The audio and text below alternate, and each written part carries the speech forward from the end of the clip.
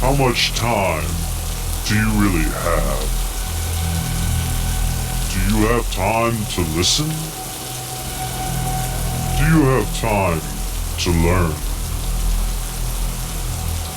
For those who have ears, let them hear. You're listening to the Hidden Path Podcast.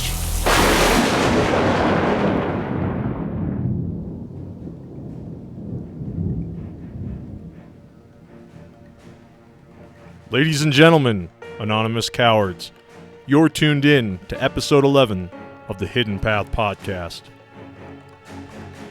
It's November 11th, 2018, and I'm your host, Resonance Rich, taking you on a very special journey we have for you this evening. Follow me as we travel together down this path. This show is brought to you by godlikeproductions.com, our home and community forum. We'd like to ask you to help us support the site by heading on over there, checking it out. If you're already a member, consider purchasing a premium membership. You'll get some awesome perks and an awesome feeling knowing you're helping support a community that shares unfiltered, user-driven news and information. If you haven't been to godlikeproductions.com, head on over there, check it out. You might find some information that could quite possibly blow your mind.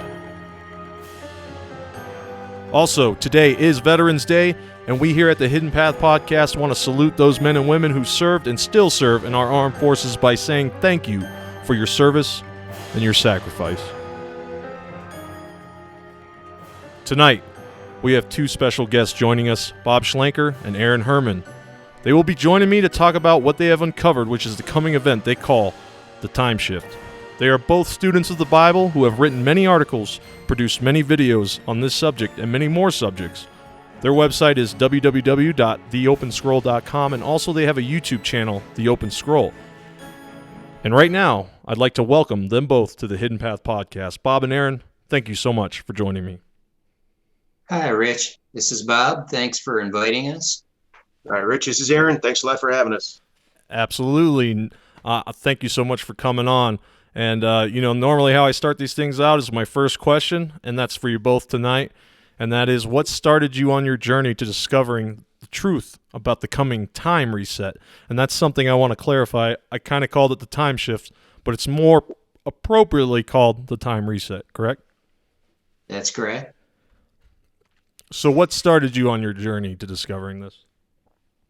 Well, it's kind of a multi-step answer to that question, and really it had to do with learning what the time was.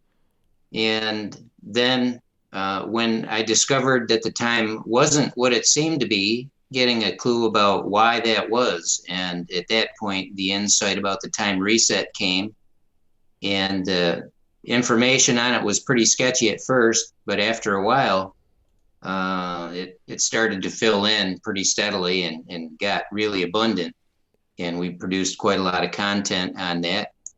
So it goes all the way back like 27 years ago to one of the major starts, because I was a student of the Bible for a lot of years, and I'd gotten some background in some biblical astronomy. I'd learned from E.W. Bullinger's books and some other books on the subject about how the stars told time, not just about the days, the years, but also about the prophetic schedule and about appointed times, the Moedim, which is a Hebrew word for appointed times. And I didn't really know any details about that until I discovered that a guy named Ernest Martin, Dr. Ernest Martin, came out with a book that detailed some of the signs from when Jesus Christ was born. And I thought it was really fascinating that he documented these things, and he did a lot of research on it. And he discovered that there were certain signs that took place that the Magi would have seen. The Magi who went to visit from the east, they followed his star. And they showed up and they knew what to expect, and they showed up at the right time. So clearly they knew something. Yeah, and time is very important, it seems like. But one thing I've learned from watching your videos and reading the information you both have put out, is that the Bible does make specific mention many times to numbers and to how many stones there were and how many specifically. And that's something I never caught on to at first. But the time is very important also. And Aaron, I loved your video on the real Christmas story. I learned so much from both of you. Aaron, what's your story as far as what brought you into this path that you've on now? Well, it's very intertwined with Bob's story. He started long before I even knew the Lord or came to be saved in the common vernacular. But I started corresponding with Bob in the fall of 2010 and started learning his writings, that are on the website titled When Come the Thief in the Night, the series of writings about the celestial sign of 1991 and the time markers and anchors and such. And the relationship grew there, and we started working very closely together. And there's a prophetic calendar that was laid out where events were supposed to take place in the spring of 2015. And when they didn't, we were very surprised and more than a bit confused. And that's when the Lord started really revealing that time had been skewed. And it's been an adventure of revelation and discovery since that point. Yes, definitely. It is something that I often wondered about when I was checking you guys out initially, and then I talked to Bob last night, and then last night also I watched a lot of your videos, and I could say you guys are on to something here, and it frightens some people. It definitely does, because it kind of resonates with folks. They feel like a pressure's building. It feels like we're building up to something, that there is an event on the horizon. And you've been shown certain things. Let me ask you, how close do you think we are to it? We're within a year. We're expecting that the fall of 2019 is going to be the time when we're going to reset. Okay, the fall. And you said that it was going to reset us back to 2012, right? That's correct. And that's an interesting year also. We've seen that in 2012. What was it, December of 2012? What was it, the Mayan calendar, right? Yeah, there was quite a lot of controversy at the time. People were pointing to December 21st, 2012. Yeah. So let me ask you, why has this been done? Who has been doing this, and why has it been done? As far as, well, I guess we got to get to the fact that it is being done. The time is being skewed, right? Yes, I've got something that I wrote on a page on my website back in August that might be helpful just to read this brief section. Okay. Give us something to hook onto here. So it's from a blog post from August 1st titled The Pending Reset of Time. This is on the Open Scroll blog, the openscroll.blogspot.com. And it's called Making Sense of How We Know It's Coming and When. And there's a video that we put together on it. And this is what I wrote on the blog where I announced the video. Time is going to be reset. What I mean is that we are soon going to find ourselves back in the year 2012 again, in the fall of the year. You will be as young as you were then, living where you did then. Those who were not born until after that moment in time will not have been born yet, and might not even be born. Those who've died since that moment in time will still be alive, and they might not even die. Everything will initially be just as it was before, but from that point on, things will begin to unfold differently. To use a popular concept, a new timeline will branch off from that point, and that will be our new reality. Except for a few people, no one will remember or be aware of this season we're living in now. While there is a precedent for a returning back to an earlier moment in time, this reset back 7 years earlier has not happened before, and it won't happen again. It's a unique event. We're very confident about this, and also confident that we can expect this reset to happen in 2019, with this timeline ending in the fall on Yom Teruah, which is a Jewish holy day. Okay. Yeah, that's very fascinating. And obviously, this has taken years of research.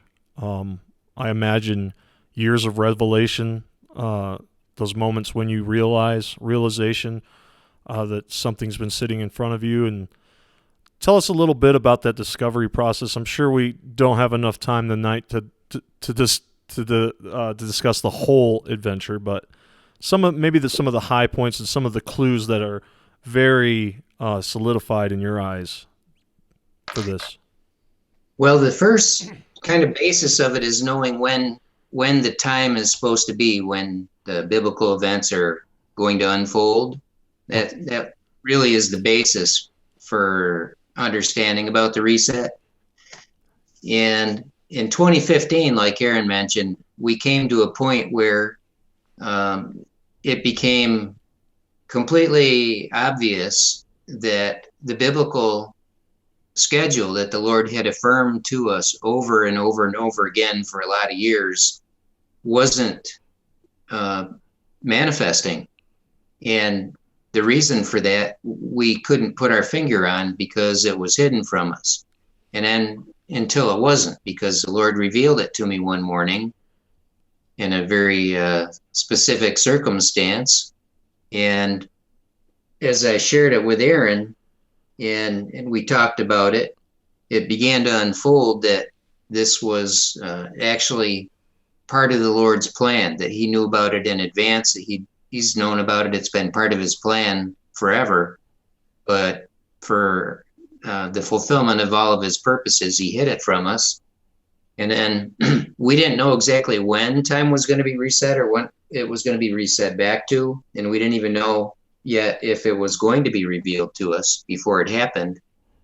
But as time went on, we continued to press in and do studies and pray about it. And the Lord kind of led us along like a donkey with a carrot, Yeah. That hope was held out to us. And we just kind of clung to the hope that, well, if the Lord wants us to know, he'll let us know. Otherwise, well, if it's just going to be a surprise and we find ourselves reset, that's fine too.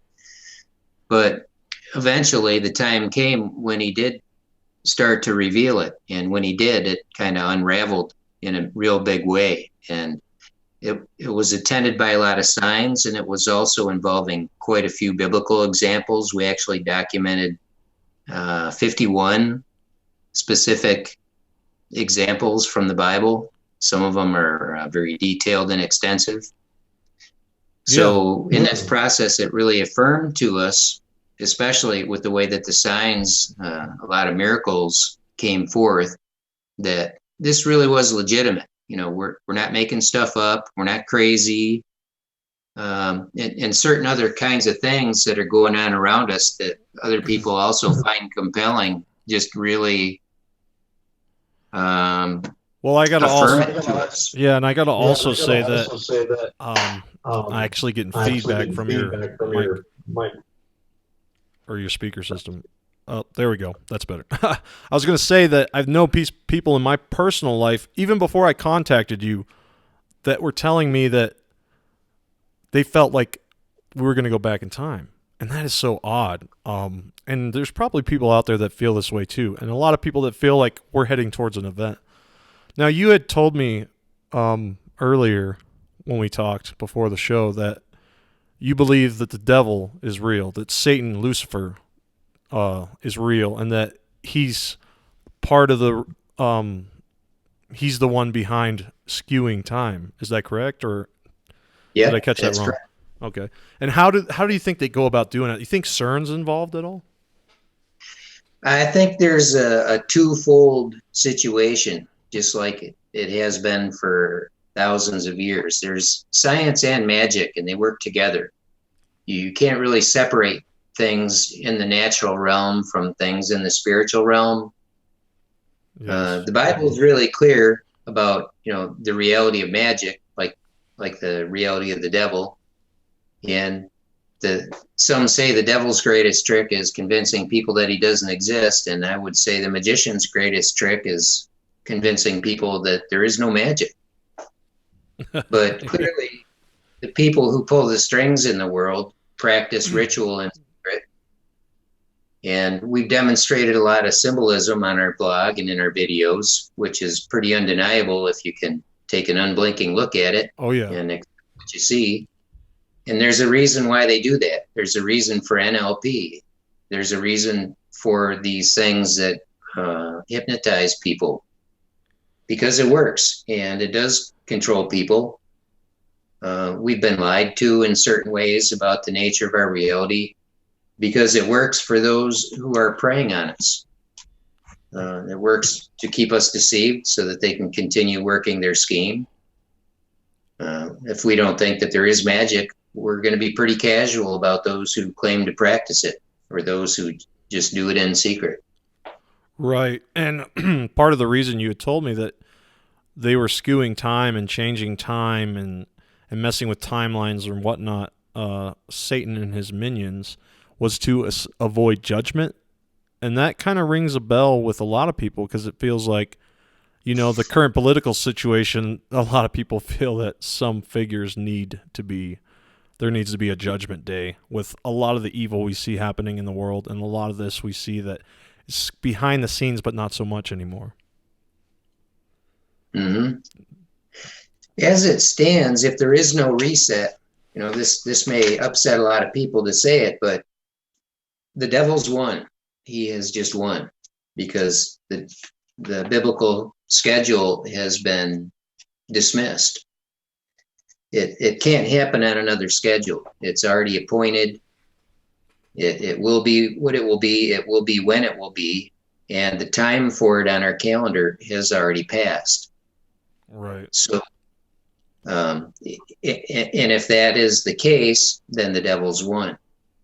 But that's not really the end of the story, because time is not, as we've really been led to think, that it's just this continuity that's fixed.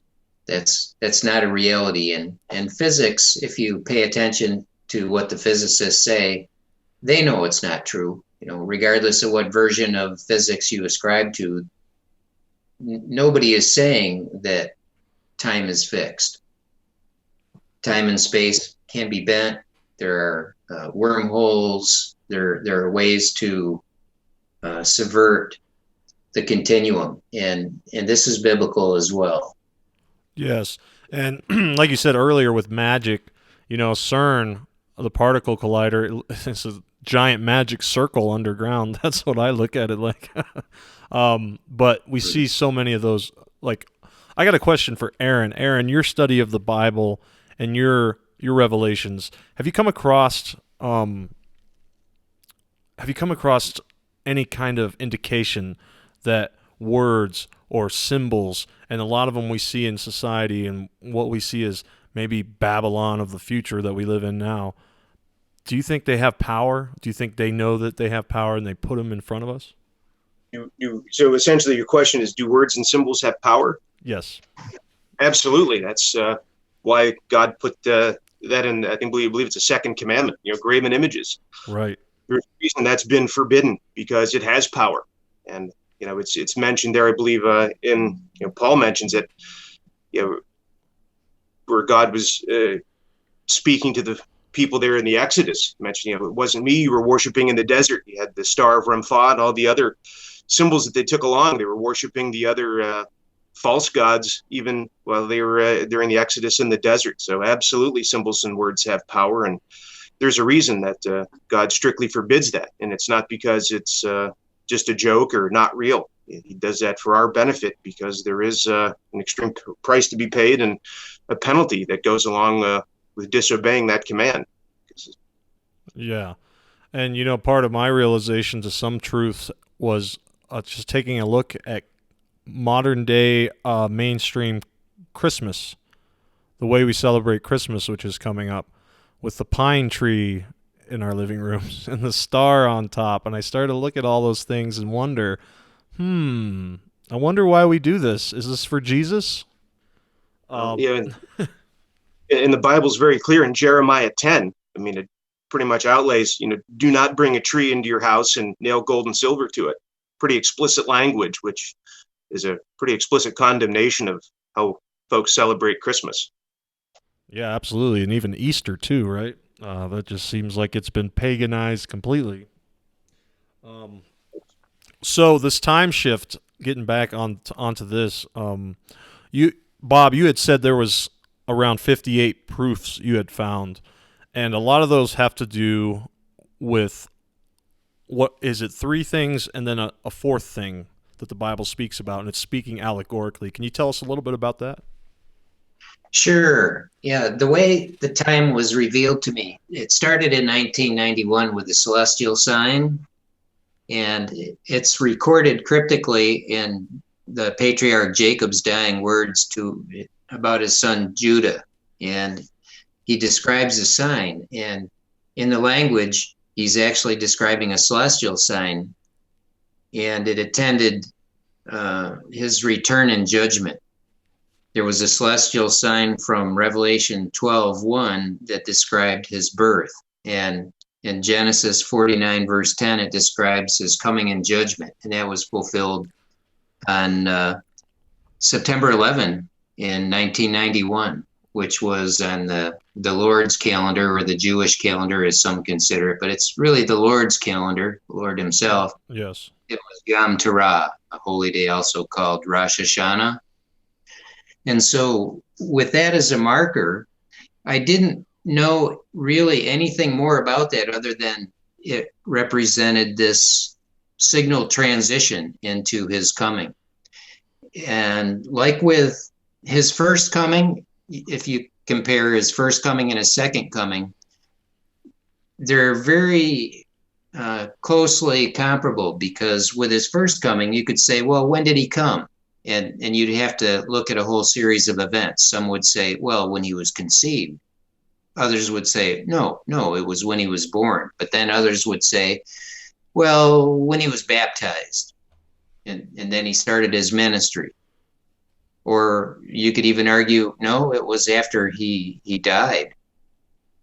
No. Some would argue, well, it was when he was raised. So at what point? And it's like that in 1991. At what point was that in his coming? And it was very comparable to his birth, really.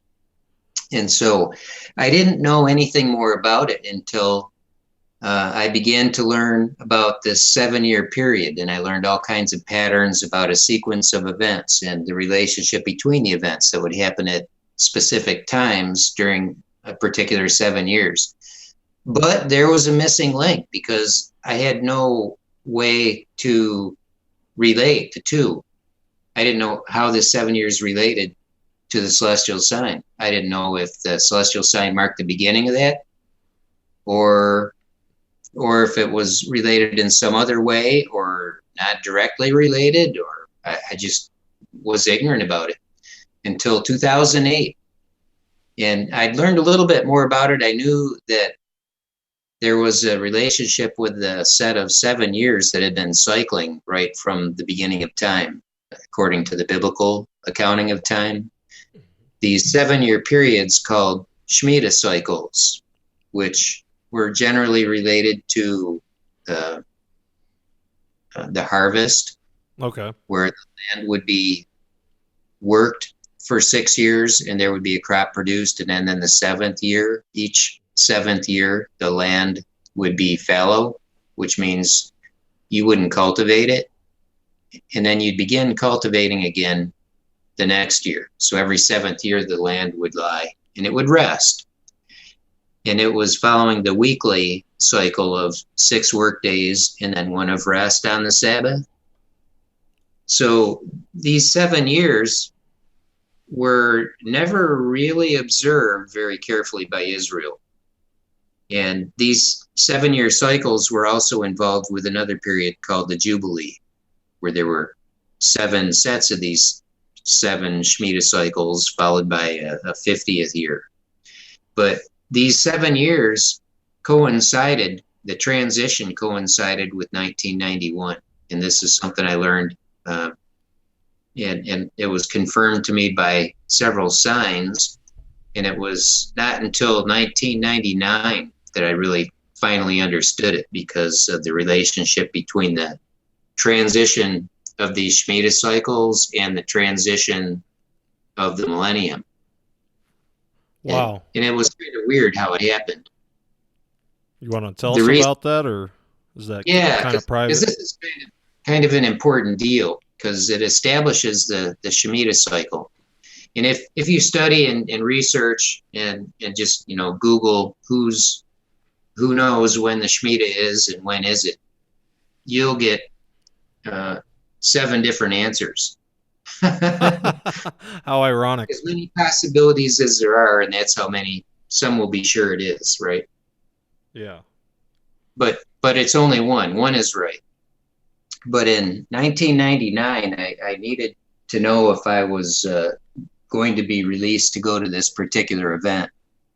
And the Lord led me to kind of put a sheepskin before him. And I asked him, okay, now here's a question. If you resolve this for me, I'll know, and then I'll go. So I said, okay, I've come to the conclusion, and I know absolutely for sure, that the Shemitah cycles pivot in 1998. And I know absolutely without a doubt that the millennia pivot in 1999. We turned over from the 6th millennium to the 7th millennium. Yes. And I couldn't understand what the offset was. I didn't understand. So I needed to know, why the offset? What am I looking at here? Because I had just then come to the conclusion where, the Lord really led me to identify that, yes, I absolutely am. I know when the Shemitah pivot, 1998. I know when the millennia pivot, 1999.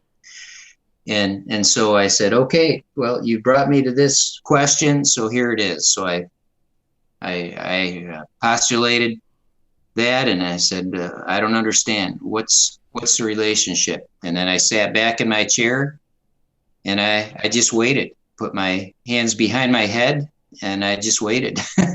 and about 2 minutes later, it just occurred to me. It's like, well, of course. The difference is after 6,000 years, there's going to be 1 year offset, because when you have year 1 beginning the millennium and the 7-year cycle, after 1,000 years, you're going to be off by 1 year at the transition. After 2,000 years, you're going to be off by 2. They're not going to even up until after 7,000 years are done. So after 6,000 years, you're still going to have just 1 year offset. And that's exactly what the difference was. What I didn't understand was that these Shemitah cycles were coincident with the millennial cycles. Year 1 being year 1. Year 1 of the first Shemitah was obviously the first year of the accounting of the first millennia. But I never put that together before until then. So that was kind of an important confirmation for me. Yeah, and going back to what you were saying about the sign in the sky, when I had talked to you, you had said you used to be a programmer in Silicon Valley, and that you had kind of messed around with some of the star programs that are out there to replicate what the stars were like in the sky at certain dates. What is that? What is that special constellation or arrangement in the sky at that date?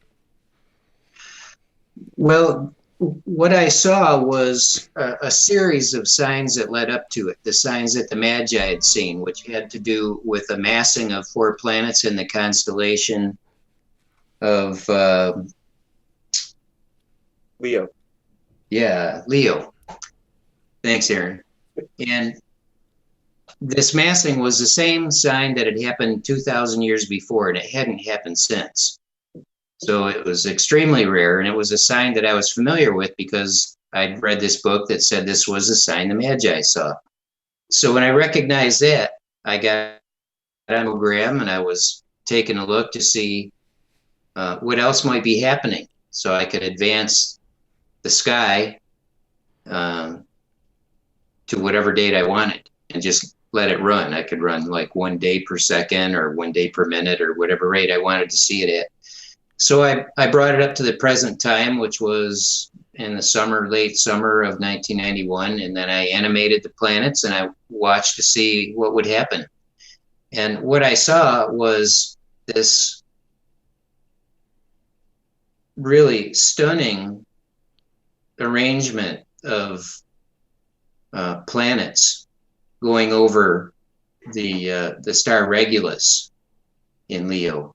Oh, the bright star in Leo, and the planets that were massing, one of them just moved on, but two of them went into retrograde motion. Actually, three of them went into retrograde motion, and Jupiter, which is really slow moving, it came right to Regulus, the bright star, which is the king planet Jupiter meeting the king star Regulus, which is pretty significant. And, and at the exact same time they got together, the planet Mercury also came together right there with them. And you could, as I stood there in the morning, I was watching with my family and some friends on a dark hillside outside Sacramento. And if you hold your hand out, all the way out at arm's length, and you take your little fingernail, and if you can imagine this really bright planet, Jupiter, and the really bright planet, Mercury, and the really bright star, Regulus, all being easily covered by the fingernail on your little finger. That's how close they were. That's a half a degree of the sky. And they came together right then. And that's what I had seen in my application, and I verified that's exactly what happened in the sky.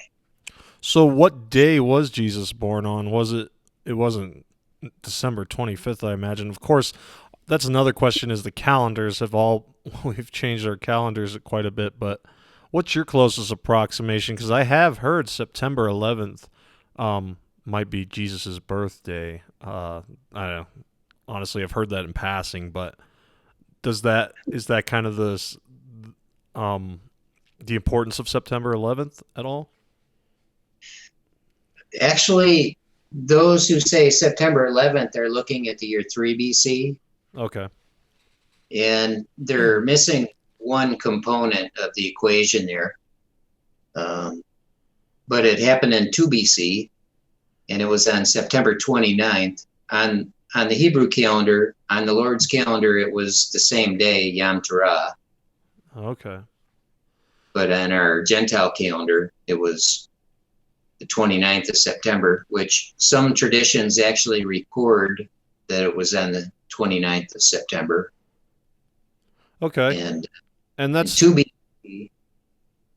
Go ahead. It does matter, Yeah. Because the Lord is not confused about his calendar. He set everything, and there's cycles that are very critical, and the numberings are critical.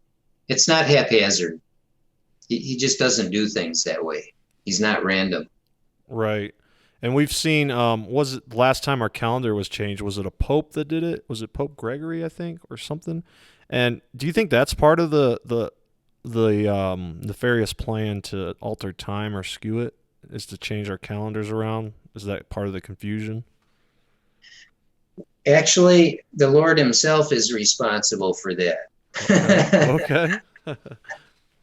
Yeah. Because nobody's going to learn anything that he's hidden.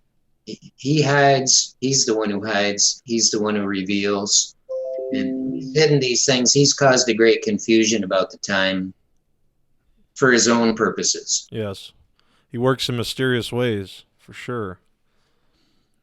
Let me ask Aaron, actually. Aaron, do you think that with this coming time reset, do you think more and more people, as it leads up to it, will be revealed? More things will be revealed leading up to this? What kind of events can we expect leading up to this time reset? as far as specifics go, I have no revelation insight as far as that goes. The only thing I can attest to is things are weird. They're going to get weirder.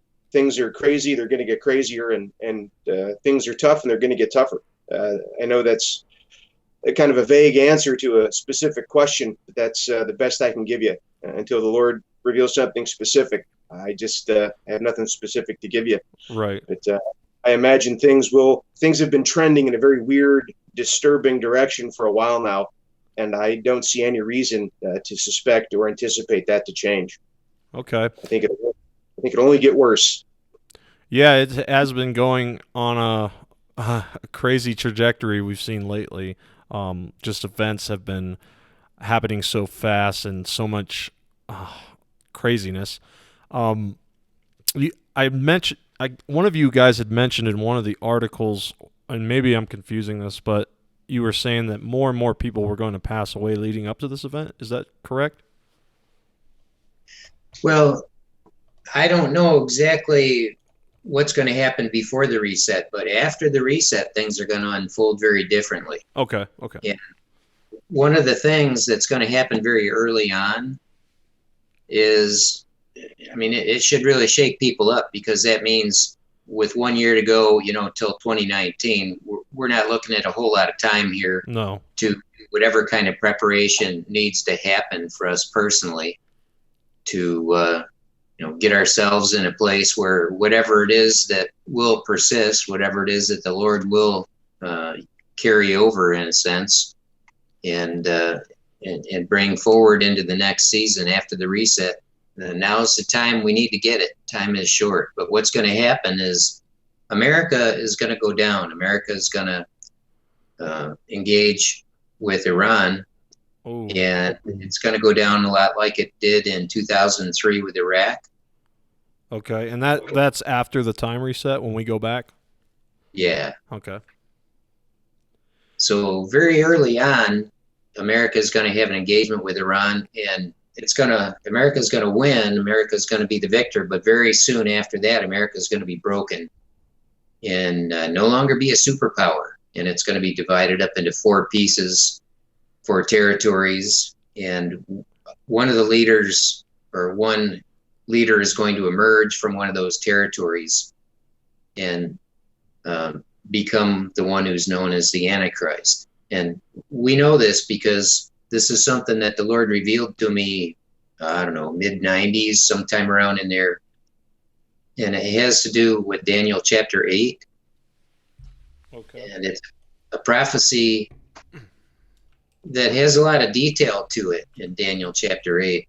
And the only way I know that that's part of what's going to happen, and I don't know exactly when that's going to happen, but I know it's going to happen early enough so that by the time 2015 rolls around, America has had some time to recover. So I know it's going to happen fairly early. If we're reset back to the fall of 2012, there's not really that much time, 2.5 years until the spring of 2015. So wow. That's not much time for engaging with Iran, for getting broken, and then having some season of recovery. Yeah, and that's fascinating, because when the time reset happens and we go back to 2012, will everything be as it was then? At the moment we go back, absolutely. Okay. But very shortly after that, well, I would say immediately after that, things are going to start to diverge. You can think back and say, oh, well, if we go back to September 27th, it'll be exactly as it was. I'll be where I was. I'll be at Bryn Mawr Apartments in 2012, and I'll be ready to move to Aaron's house in Greenfield, Pennsylvania. How weird will that be? But yeah, that's where I'll be. That's what I'll be doing, because that's what I was doing then. But whether I'll actually make the move to Aaron's, I don't know, because that's a few days after we get reset, and I really don't know how things are going to go after that. I just know things are going to start to diverge right away, and things are going to get real serious. I mean, if you think 2012 was weird this last time around, as you remember it, Right. Yeah, wait till next time around. And a lot of people are going to die. When America gets broken up, that's a pretty serious deal. It is. And And you that's know what? You're not the first one to mention it. There's actually, I think, maps out there from other people who have said America will be broken up into 4 regions. So it's fascinating you bring that up. Do you have any idea on how that would happen, like after the conflict with Iran, how that's going to come about? no, I have no detail on that. It almost seems like that could happen very soon because of the way America's going now. It seems so divided at this point. But I guess we've always had a little division here and there. Yeah, that's fascinating. And then you said the Antichrist will be revealed then after America's In been broken. 2015, yeah, in 2015, that's a key event, very key event. Yes, definitely. Um, I wanted to ask I'll ask Aaron. Aaron, have you done any studies into the little horn spoken about in Revelation? Do you know if when they describe the little horn coming out, that person, do you know if that's going to be before the time reset or if that's now going to be here? I personally have not done a lot of studying into the little horn, but I do know that the Antichrist will not be revealed until after the reset. As Bob mentioned, the specific timing of that is very key. I know, Bob, have you done any studies specifically on the little horn at all? Well, the little horn is the language of Daniel 8, and that's the same character that's found and described in quite a few other places in the Bible, certainly Revelation 13 with the beasts, and in 2 Thessalonians 2, which is a real key section on that character. So, yeah, I've done a lot of research on 2 Thessalonians 2. That was really pivotal for me back in my early days of figuring out what it was that the Lord was beginning to do with me. Uh-huh. Yeah. The reason I ask is because I've read it before, and it says that when they describe the character as the little horn, that he will be a king and subdue 3 kings before him. Is that correct? Yep. Yes. And I kind of wonder if that might be Trump, because it seems like the way things are building up, and they're saying, "Oh, lock up the Clintons and these war criminals." I wonder if he wouldn't subdue 3 presidents before him, if that's what it's talking about. Of course, I have no idea, and I'm sure it won't be revealed until the time, but I've always wondered about that. What's your thoughts on that? Well, in 2012, it was a different political landscape, and the players that the Lord was revealing to me very specifically for a lot of years, he was using Bill Clinton to model the Antichrist in very specific ways through several seasons, and he was president then. And okay. When you talk about the Pope is also a player biblically. Definitely. And it was a different Pope than the one we've got now. It was Pope Benedict. Yeah, and didn't Joseph he? Ratzinger. Yeah, and didn't he resign or something? Like, it wasn't the traditional way a pope goes out, right? Something like that? Or That's correct. yeah. And he's still there at the Vatican. He's still got an apartment at the Vatican. That's fascinating too. What's going on there? Yeah, so much, and other people have mentioned how it feels like time is speeding up. That time's been going faster, and I guess that's just dependent upon your observation, your state of mind, I guess. But do you think there will be a quickening before the event? How will the event be? If you don't know specifics, I understand. I'm just kind of speculating here, but will it be like a waking from a dream? Some will remember, some won't. Well, I don't think hardly anybody at all will notice anything. They'll just be living life in 2012 and they won't know any different. They'll never know anything happened before. But I know Aaron and I, we've had some very specific promises from the time when we first met in 2011 when I went to visit him at his house in Pittsburgh. And the Lord gave us some promises towards the end of that week about time mission. And he's spoken to us about it since then, not with a whole lot of detail, but he's given us enough indication that we know we'll be involved with time mission, and we have an expectation that it will be right at that time. Mm-hmm. And from some of the other things that the Lord has revealed to us from the Bible, it only makes sense to us, and it really resonates with us that, yeah, we would have to have some sense that this season existed, and we would have some recollection of something from this season. Exactly how much, I don't know. I try not to fuss over things, Yeah, right. my control. I got enough to deal with living today. Definitely. My next question's for Aaron. Aaron, I want to ask you about the occultists living amongst us, the elites, quote unquote. Do they know this is coming, and do they use symbols in our culture and our media? Like, I can't remember, and you guys probably know this, but there was a ceremony done. It was an opening ceremony for some place, I think overseas, and it was just like they had a big time. Yeah. What was that all? That's them throwing it in our faces, right? Yeah, that's an interesting question. Do they know the time reset's coming? Well, not exactly. Right now, I think what we're seeing is them bragging about the fact that they've taken time off the rails. Right now, so much we're seeing is them celebrating their victory. As Bob said earlier, it's going to upset a lot of people, but it's true. Right now, until the time reset, the devil has won because he's managed to take God's prophetic time schedule and run it right off the rails. So, and they're celebrating that. And you asked if we're seeing that in media. I don't think you can turn on maybe 2 shows out of 10 that would not have something involving time travel or altering a timeline or traveling to the past, or movies and TV shows, commercials, just about any type of media you can think of. The major thing right now is, time travel, time resets.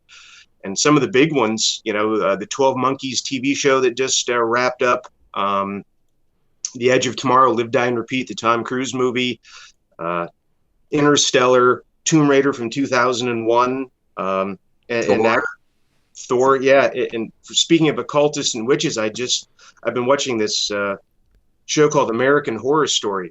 I can't recommend it. It's an absolutely awful show. It sounds awful. It is. And, sometimes we stick with these things because, the enemy reveals a lot. They spill a lot of beans. But I tell you, in this last episode, confirmed a lot of things where these witches were talking about going back and altering the past by using magic,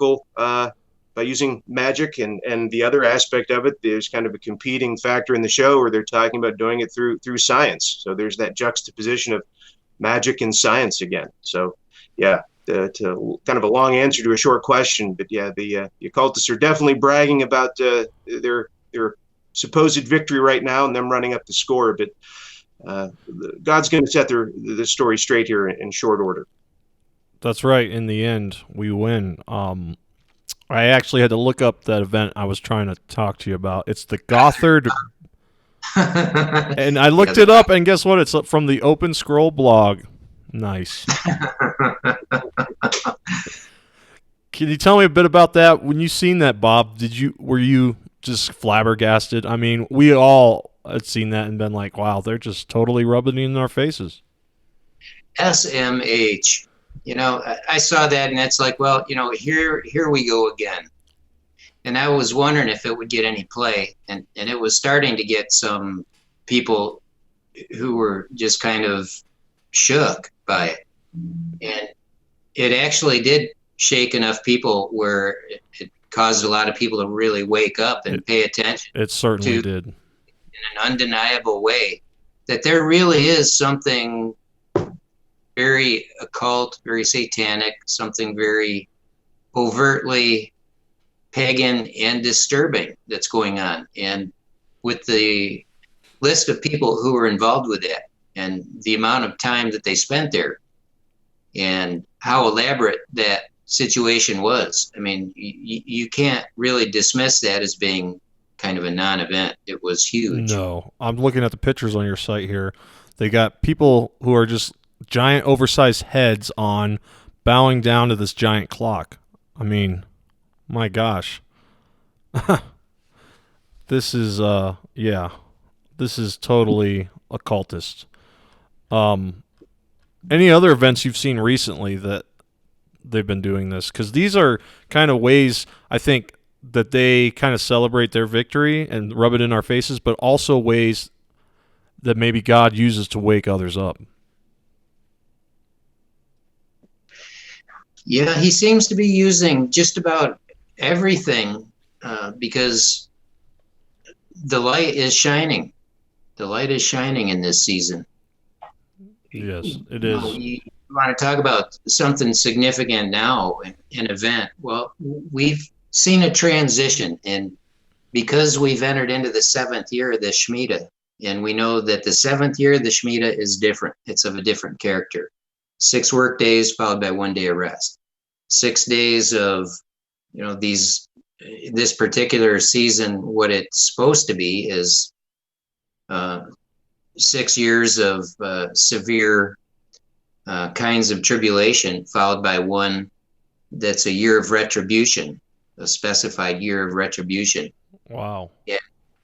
And so we've expected, because of what we've seen in the past, we've seen some rough modeling of what should be kind of reflected in this season, kind of distorted shadows, very subtly distorted shadows that don't have an exact matchup in time, right? But there still is. And so we've had an expectation leading into this that once the fall of 2018 rolled around, there was going to be a transition that would be notable. And we didn't have a lot of idea about what exactly it would be. Aaron's had a few insights along the way, and we've kind of watched and seen that, there is a kind of revival, which he had a word about. And we've also seen the ramping up of the open satanic activity. Yes. And go hand in hand, and they always have gone hand in hand. And so we see a polarizing. We see on one hand the dark getting darker and the light getting lighter. And we see a higher engagement of spiritual warfare. Definitely. And this is a transition that we noted in the fall, and here we are in November. So we're still in the fall, but we're not newly in.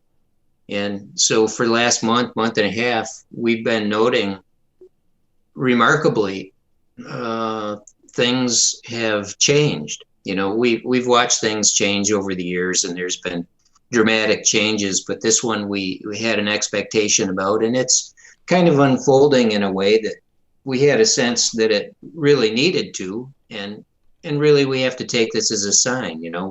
We had an expectation of some kind, couldn't really make a clear statement about it, but we've talked about it in the past several times, and going into the season, and we discuss what we're feeling and the things we're right, and that other people experience. We look at our emails, we look at the comments, we look at the kind of things that the Lord is leading us to produce. We look at the level of insight into what kind of things that the Lord is giving us. Definitely. One thing I looked at when I posted the show is the huge response to it. People are definitely looking for this information. What you mentioned earlier about this tunnel opening is something I want to get into, and that is the Mandela effect. You've done some work into this and observing it, and it's a strange effect. I'm sure everybody listening knows about it, but what can you tell us about the Mandela effect and what it really is? Well, a lot of people accept that it is, and they see that things are different from what they know it really should be. And it's hard to explain why, but some other people look at it and they just say, well, you're misremembering it. Yeah. And, even leaders in the church have come out and said, no, it's not real. It's just people misremembering it. But even if you want to deny it, you really can't deny the fact that there is a significant number of people who are absolutely convinced that things are different from what they were. And these people all agree on exactly the nature and the specific degree of which what things were. And so you can't really dismiss it on that basis. No, you can't. So the Mandela effect is something that at some point you have to look at and look for an explanation about. So people have a lot of explanations for it. And, what does it mean and what do we do about it and where's it going to end up and so on and so forth. But for Aaron and I, we've looked at this and we look at the different changes and we understand that this is like an artifact of our time. Time is off the rails. The devil has had an opportunity to do things with our reality, not just our memories, but with our reality that just aren't right. And if he can do these kinds of things, you can't just, if you accept it, you can't just carry on with life thinking that you're just going to go on and everything's going to be as you always thought it was going to be, because reality is subject to change without notice. What's going to be tomorrow? We wake up today and it's one thing, and then tomorrow it's another thing altogether. And well, significant things are different. And so what does it mean for us? Well, do we just, take our anchor and just cut the anchor chain and say, well, we'll just go where the ocean drives us because there's no more stability. We've got no more anchor. Can't rely on anything, can't trust anything. Well, if that's your reality, where's your sanity? You're gone. Yeah, definitely.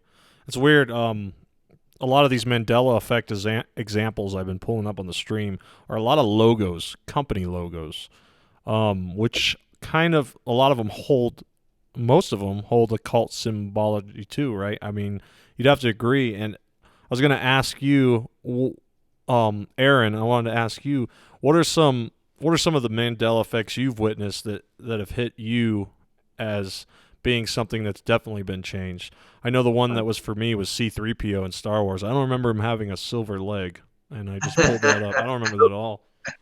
I'm so glad you asked that question. And, that's definitely one of them. But really, a couple of the biggest, Isaiah 11:6, the lion and the lamb has now been changed to the wolf and the lamb.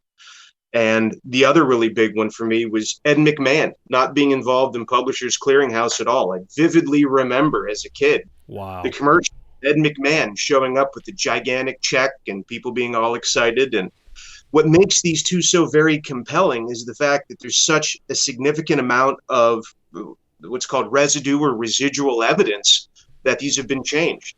And starting with Ed McMahon, I think it was the Edge of Wonder YouTube channel put together a rather impressive list of some significant Mandela effect changes. And the one video had Johnny Carson, the undisputed king of late night television, on the David Letterman show. And I think this was in the mid to late 80s, maybe early 90s, before Johnny had retired. Right, sure. Johnny Carson sitting there holding this giant envelope, and there's a check inside of it. And he says to David Letterman, I'm sorry, Ed couldn't be here to give this to you. And it was the entire shtick was playing up Ed McMahon being involved with Publishers Clearinghouse.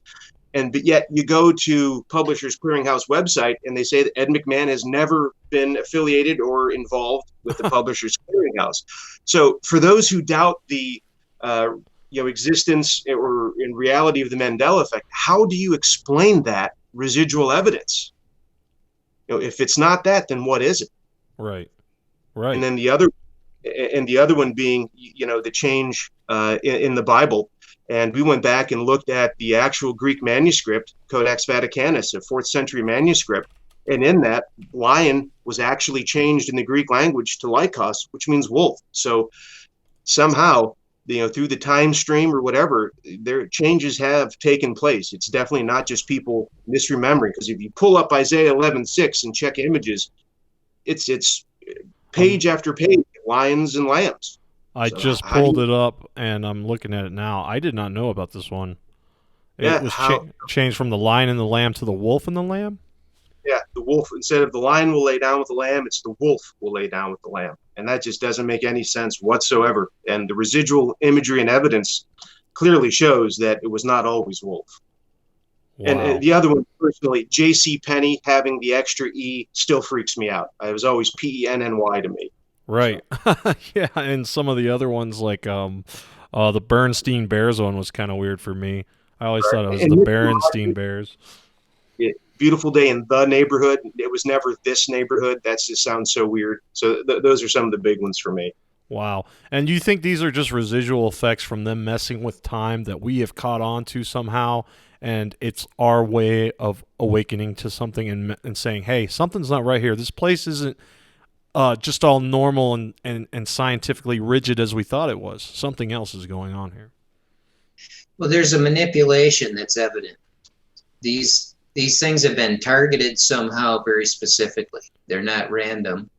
It's a psyop, and it's an experimentation with the manipulation of time and the manipulation of perception. And there's different ways that you can explain about how this is happening, but I believe it has to do with, like we've talked about, the combination of science and magic, kind of an alchemy thing. The two go together. I do think CERN is involved on some level. Yeah. That technology and the ability to manipulate reality. And, you know, with the CERN video that they made, Symmetry, and some of the other CERN presentations that have been made, they do involve aspects of ritual magic. If you were practicing witch or a magician, you would recognize certain of the elements that are involved. Yes. Very specifically. So the more familiar you get with these practices, the more you see that CERN is sneaky. They are doing these things right in front of our faces. And so there's a practice of magic that goes along with the sciences. And, you know, with sciences, it's not just CERN. There's a whole bunch of other related technologies. People are talking about 5G. There's arrays of antennas of various kinds.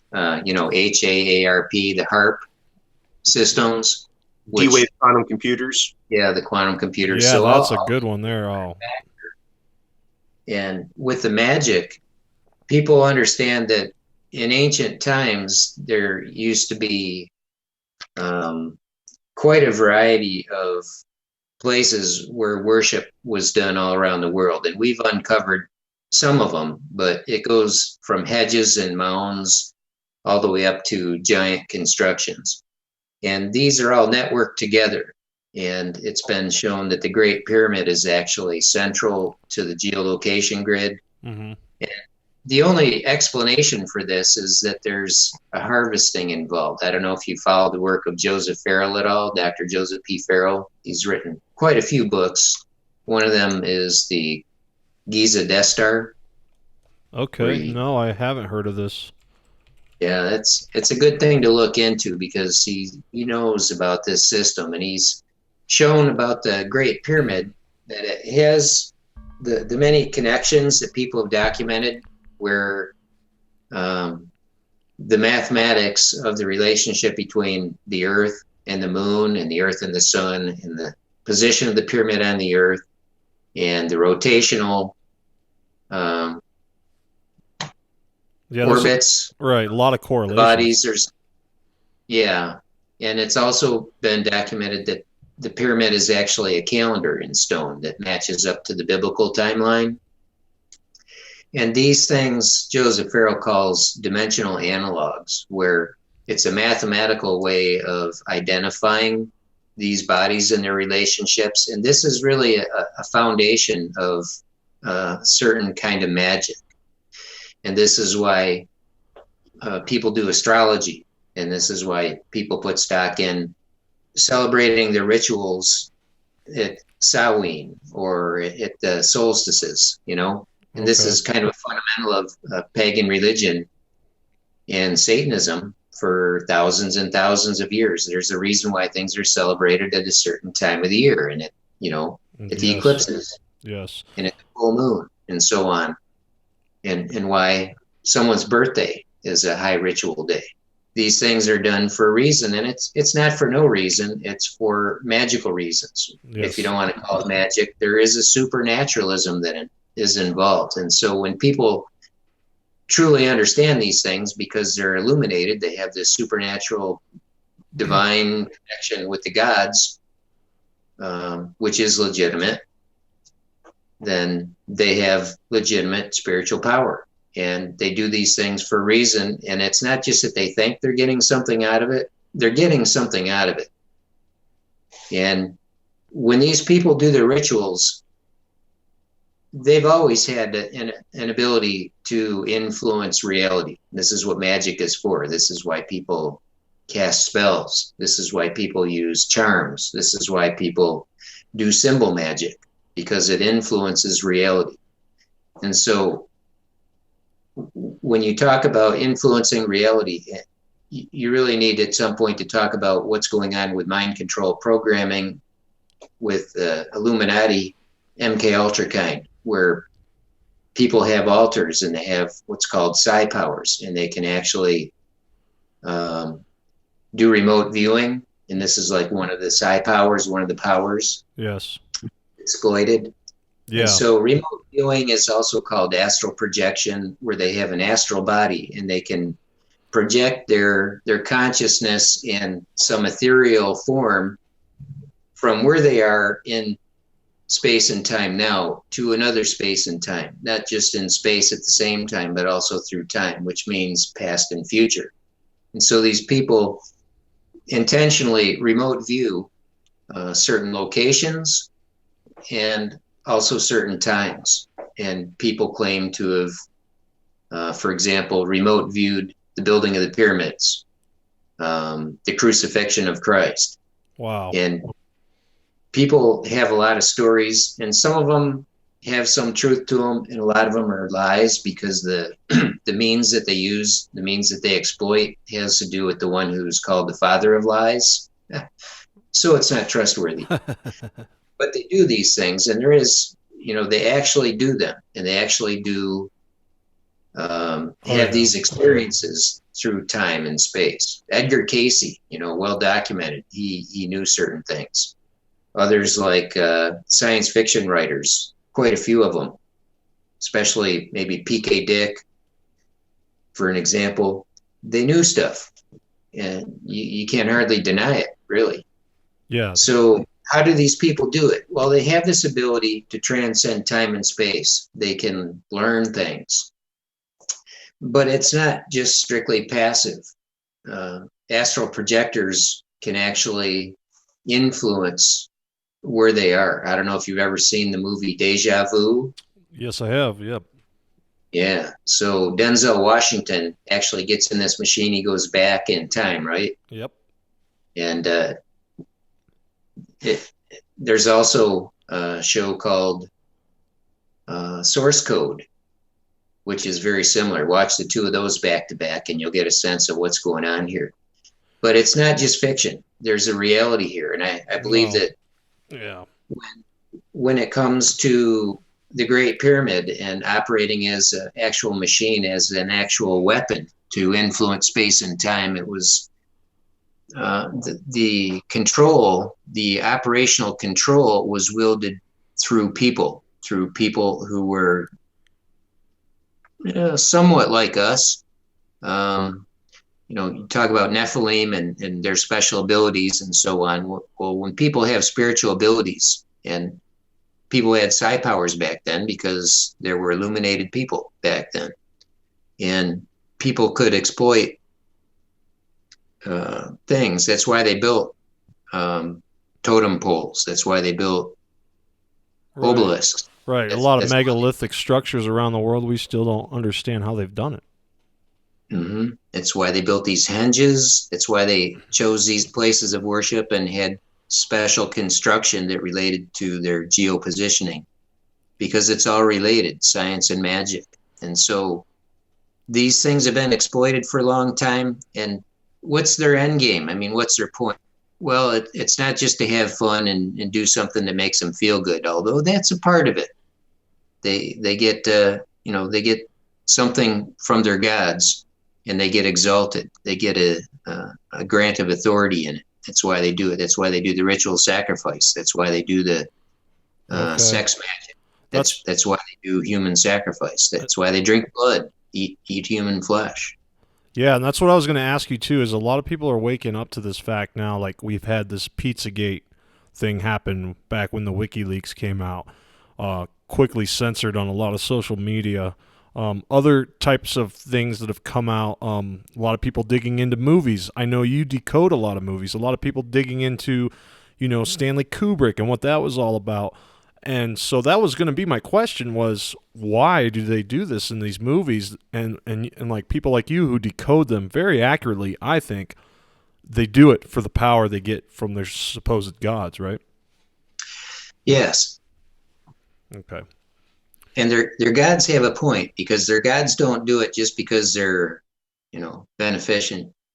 They're not just giving people good feelings just because they like that. They're getting something from them. They're getting worship, but they're also bringing forth their agendas.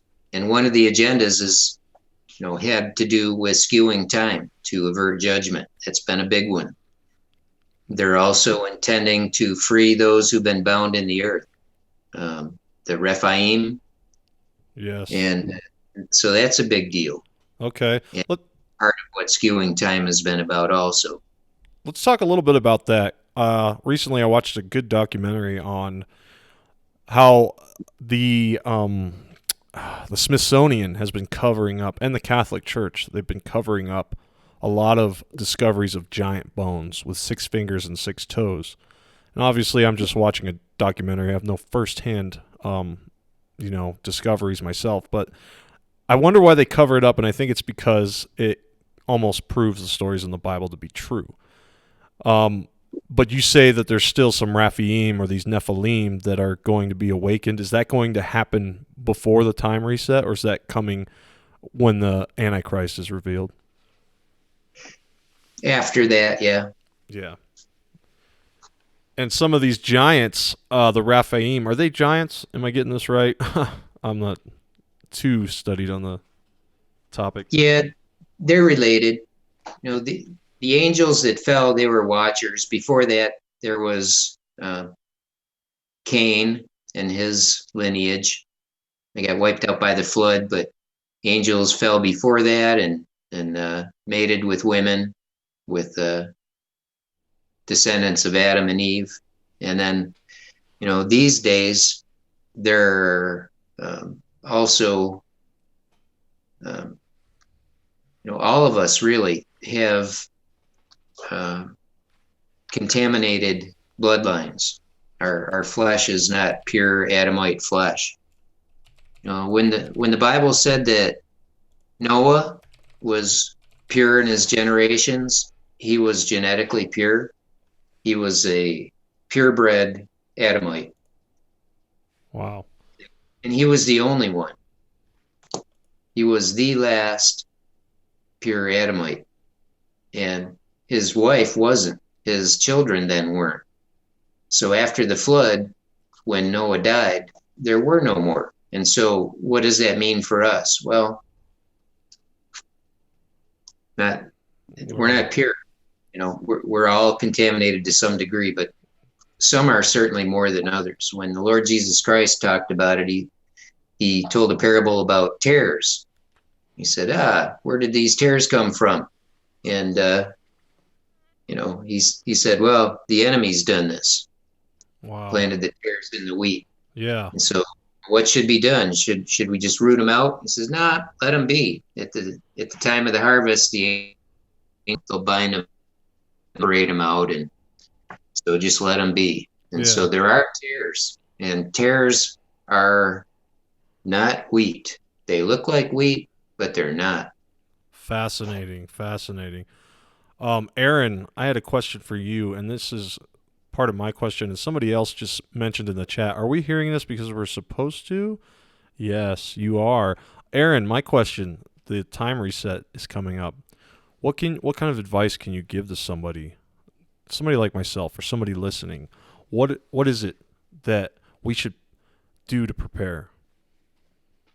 Best thing I can say to redeem the time is just, if you know the Lord, just draw as near to the Lord as you can. And if you have not yet had a true saving experience with the Lord Jesus Christ, let today be the day of your salvation. Ask him to introduce himself to you and start there. But the best thing I can recommend to folks is to just draw near to the Lord, pray, and ask him to direct you, guide you, lead you into what he would have you do as far as redeeming the time and making the most of what's left. And found it's much better to serve than be served. And there's a lot of people who need a lot of help Absolutely. through prayer and a lot of love and forgiveness and mercy and help. And that's about the best thing I can recommend. Absolutely. That's great advice too. I was going to ask also about Jesus Christ, the name specifically. I know we have uncovered that it wasn't really what they called him back then. It was Yahshua, right? Or similar to that.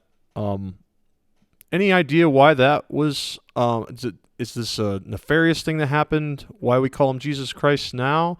Or is it just our English version of the Savior's name? You want to take that one, Bob? Sure.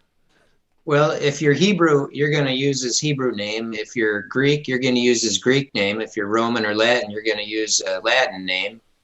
If you're Russian, you're going to use a Russian name. If you're Mexican, you're going to use a Spanish name, and so on and so on and so on. So if you find that you prefer the name Yeshua or Yahshua, however you want to spell it or say it, or if you want to use the name Jesus or Yesu, or refer to him as a title. Yeah. Well, he knows what he likes to be called. He knows when you're talking to him. There are counterfeits who will respond to any name that you choose. Doesn't matter what name. There's a counterfeit who's there if you're willing to go right to him. And there are many Jesuses out there. But there's one, I'll tell you my story. I didn't know who it was that had been pursuing me. I was like 22 years old. I'd been harassed in my mind. And when Christians started bugging me, they kept coming up to me and telling me stuff. I'd be in the park and they'd come up to me and I'd just want to drink my beer and do my thing. And, they'd be preaching at me. And I'm like, get out of here. Leave me alone. I mean, I was seriously harassed and it was just driving me nuts because life was not going the way I thought it should. And, after getting humbled, I got real sick with mono. And I mean, I'm talking real sick. And during that time, as I started to recover, I was doing some reading and I just got real serious. I looked at my life and I realized that I'd kind of crashed and had hit bottom and bounced. And then I'd hit bottom again and I'd bounced a little bit less. And then I hit bottom again and bounced a little bit less. And I realized that the last time I hit bottom, I didn't bounce. And it kind of scared me because I knew where that was going. And I had to take it real seriously because I thought I was smart. I thought I was stubborn and, thought I could make life work on my terms. And I was proven wrong. And I could no longer deny that. So as I started to recover, I got well enough to go downstairs and I went out on the back porch at my mom's house because she took me in to take care of me during that season, bless her heart. And went out on the back porch and I just stood there and I was kind of beat because I made it all the way downstairs all by myself. And leaning on the railing and I looked up at the sky and I said, I don't know who you are. But if you want me, come and get me because I'm done. Right. And a more sincere prayer has never been prayed, I can tell you that. And I don't know who it was, and I didn't call anybody by name. I just told them, I don't know who you are. But if you want me, and I knew he'd been chasing me. And I knew I was done running, and I knew he heard me. I knew he knew what I meant. And I just made my confession and took a breath and made my way back upstairs. And I didn't give it much thought for a while, but I started to think about going back to work. So I was walking around downtown Rochester. It was in the wintertime, 1980, and I came to a situation one day, starting to get my strength back pretty good. I was walking around and I saw this girl walking across the street right downtown, 6 lanes of traffic. All of a sudden, I'm like, I have to go talk to her. So I make a beeline, cut across the 6 lanes of traffic, and she's walking fast. I'm jamming down the street, and she ducked into a storefront. She went into a Burger King. So I followed her in, went right up to her in line, and this was just totally not me. I mean, I was really shy, really anxious. It was just not my thing. But I went up to her in line, and I said, I know you don't know me, but will you have lunch with me? And she turned around and she looked at me, just a short little girl, little Italian girl, big brown eyes, and she looked up at me and she said, wow, that's really bold for a natural man. And I was already pretty freaked out, Wow. Like, I don't know what's going on here. This is so weird. I'm like, wow, I have no idea what's going on here. But we sat down, we had lunch. I had to just about pry it out of her, but I found out she was into some kind of Bible thing. And I'm like, oh no, not the Bible thing again. Oh, I mean, that was just freaking me right out. So she ended up giving me a card. She had to get back to work. But I went back home and I didn't really think too much of it, but I went back to work. And after about, 2-3 weeks, I came back home from work. As soon as I came in the door, before I even took my coat off, I'm like, all of a sudden, I have to call that girl. So I pulled the card out. I found it in my wallet. I called her right up, didn't even take my coat off. Called her up and said, hey, this is Bob, remember me? And she says, Bob, I remember you. And anyways, that was kind of a start, but that was part of the process. I told that guy who'd been hassling me, I don't know who you are. If you want me, come and get me because I'm done. And I knew he heard me. And this was his process of coming to get me. So it didn't take very long at all. That's how it happened for me. That's a great story, brother. Thank you for sharing that. And we've all had those kind of experiences in our own life. I know I have. Life is not as rigid as they want it to be.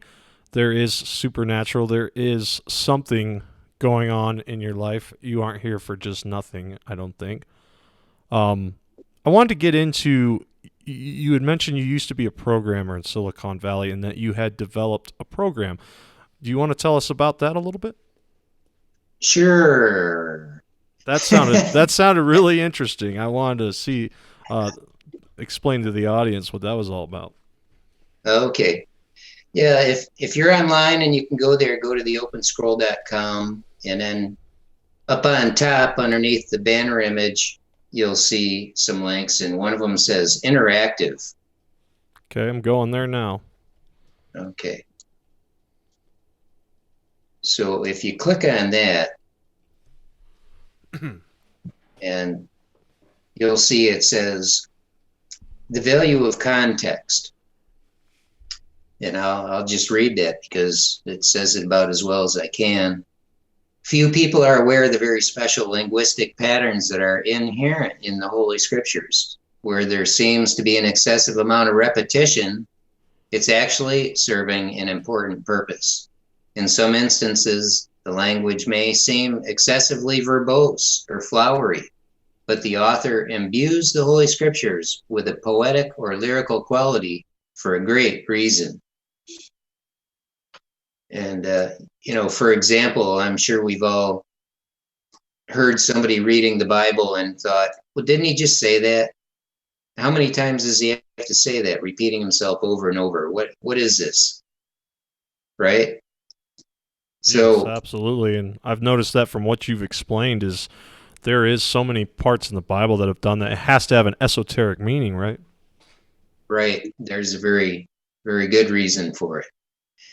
So the study of these patterns, and that's what they are, they're patterns of repetition. It has everything to do with context. And when a good interpretation is sought for what things mean, the awareness of and respect for context is essential. In the scholarly realm, this is generally referred to as chiasm or chiasmus and parallelism. And I'll explain. Aaron, why don't you explain what a chiasm is? Oh, chiasm is kind of best way to describe this. It's a pattern where it go like A, B, C, then C, B, A. Kind of comes into a point and almost like makes like an X shape. Oh, okay. Comes back out. Yep. And a parallelism is where it's instead of ABC, CBA, where it reverts back, where it's just ABC and then it repeats ABC. And these are sometimes in two parts, ABBA, sometimes in 3, 4, 5, 6, 7, 8, 9, and they're always nested together in different ways. Sometimes parallelisms nested within parallelisms or chiasms within chiasms. It's all mixed up. It's very complex. So I say in the next paragraph, the third paragraph here, there's a high degree of organization to his design. The thematic patterns formed are symmetrical. The biblical text comprises matching sets of structural elements of lines, phrases, paragraphs, even chapters in books. So there's a granular scale, and it goes from macro to micro, everywhere in between. Okay. When the biblical text is analyzed and matching elements are discerned, the paired elements may be compared for additional insight into the author's purposes. And so there's a lot there. The paired elements may be compared for additional insight into the author's purposes. Through this means the author calls out certain elements for special attention. Sometimes surprising and very profound insights are exposed. Wow. This scripture is naturally present in the Hebrew, Aramaic, and Greek, and it survives translation into other languages. Any solid and fairly literal version will exhibit a very granular rendering. And then what the rest of this is instead of just, telling you that, that's just an introduction to explain what kind of things you see. So if you click on the top one there, which is Genesis 1:14 through 18, what you'll find is the text of the Bible for Genesis 14 through 18. And all I've done there is put the text just like you find it in the Bible. Uh-huh.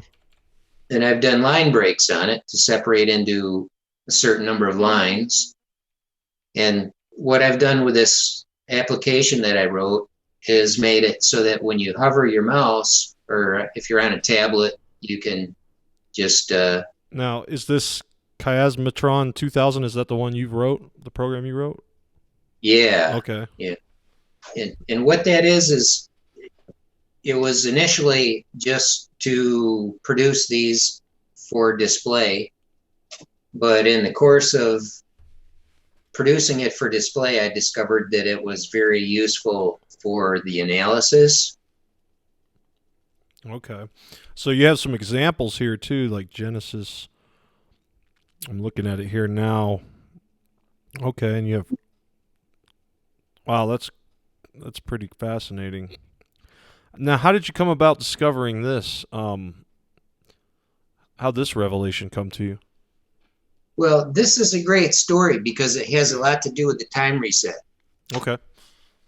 It's one of the fundamentals for it, actually, because I found that, if you look at as a student of the Bible or a scholar, you have certain kinds of tools that are available to you. There's linguistic studies of different kinds. You can do word studies, and topical studies.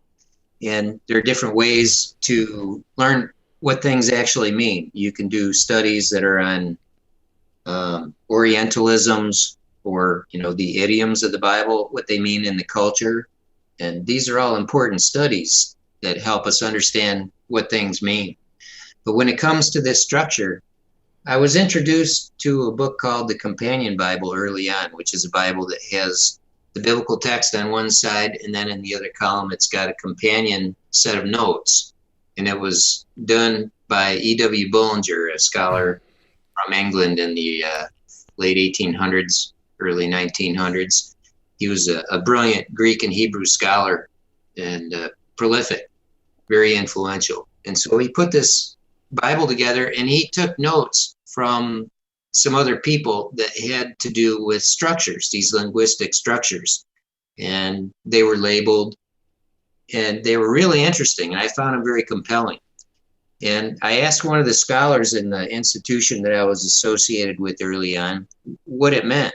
And he says, well, it's good and interesting, but not really useful for interpretation. And I thought about that, and immediately it's like, well, that's just nonsense. That's absurd. But I didn't really know what to do with it for a long time. But there came a time when, after 1991, when I began to understand about the celestial sign and the Lord began to reveal things to me about the events and the sequence of the events in the 7 years, I found that a lot of what I'd learned in my religious training was being debunked. The Lord was bringing me to things, and there was a conflict with what I thought I knew. And so I had a lot of unlearning to do. Yeah. One of the things in particular, it was just weird because here I am, the Lord is lighting things up for me left and right, super thrilling, going from one passage to the next, and the Lord is, just blowing my mind. And all of a sudden I come to 2 Thessalonians 2, and I'm looking at it, and I'm waiting for the light to turn on. Nothing. It's like, well, okay, that's different. Okay, well, moving on. So I'm moving on, and all of a sudden I find myself back at 2 Thessalonians 2. And I'm waiting for the light to turn on. No. So after being returned to 2 Thessalonians 2, I don't know, 4 or 5 times, and the loops kept getting shorter, I realized I'm done here. I don't know what to do. I got nothing here. I just don't know where to go. So I shut everything down, and I think the next day I come back to it, and I'm like, well, I don't know what to do. So I just shut everything down again and prayed, thought about it a while, prayed, and it came to me it seems so obvious. It's like, oh, you're going to help. Well, yeah, he knows I have no idea. And I know I have no idea. He's going to help. Well, how cool is that? This is awesome. So Great. I go back, like, all right, he's going to help. So what do we got here? And he took me to the structure there. I'm looking at the structure in the Companion Bible, and it's like, okay, but this is not it. So what then? So the Lord was leading me to take a fresh look at it, to do it myself, to get a fresh start, to just take it from scratch and put it together. And of course, I had no computer program that did that. I just had colored pencils and erasers and crayons, and just trying to scribble it out and figure out what to do with it from there. And I wasn't very good at it, but it came together. The Lord did help. And what it came together as, you can see an example of it. This is expanded version, but if you go back to the interactive link, scroll down, you'll see 2 Thessalonians 2 verses 1 to 12. Yeah, I got it up here on the stream. Now we request you, brethren. How it starts? Yeah. Yes. That's it. So that's expanded a little bit from what he gave me back then. But I had the core of it, and especially verses 6 and 7 was a real key to me. Yeah, and I see that here you got some shades of blocks, and it's kind of elevated to 6 and 7 there. Is that kind of... Is that the Yeah. code you put in? Yeah, because we've got 4 levels deep there. On the first level, it's divided in 2, where verses 1 through 4 match up to verses 5 through 12. Okay. Yes. So as you hover over the bars, you'll see there's a bar spanning verses 1 and 2.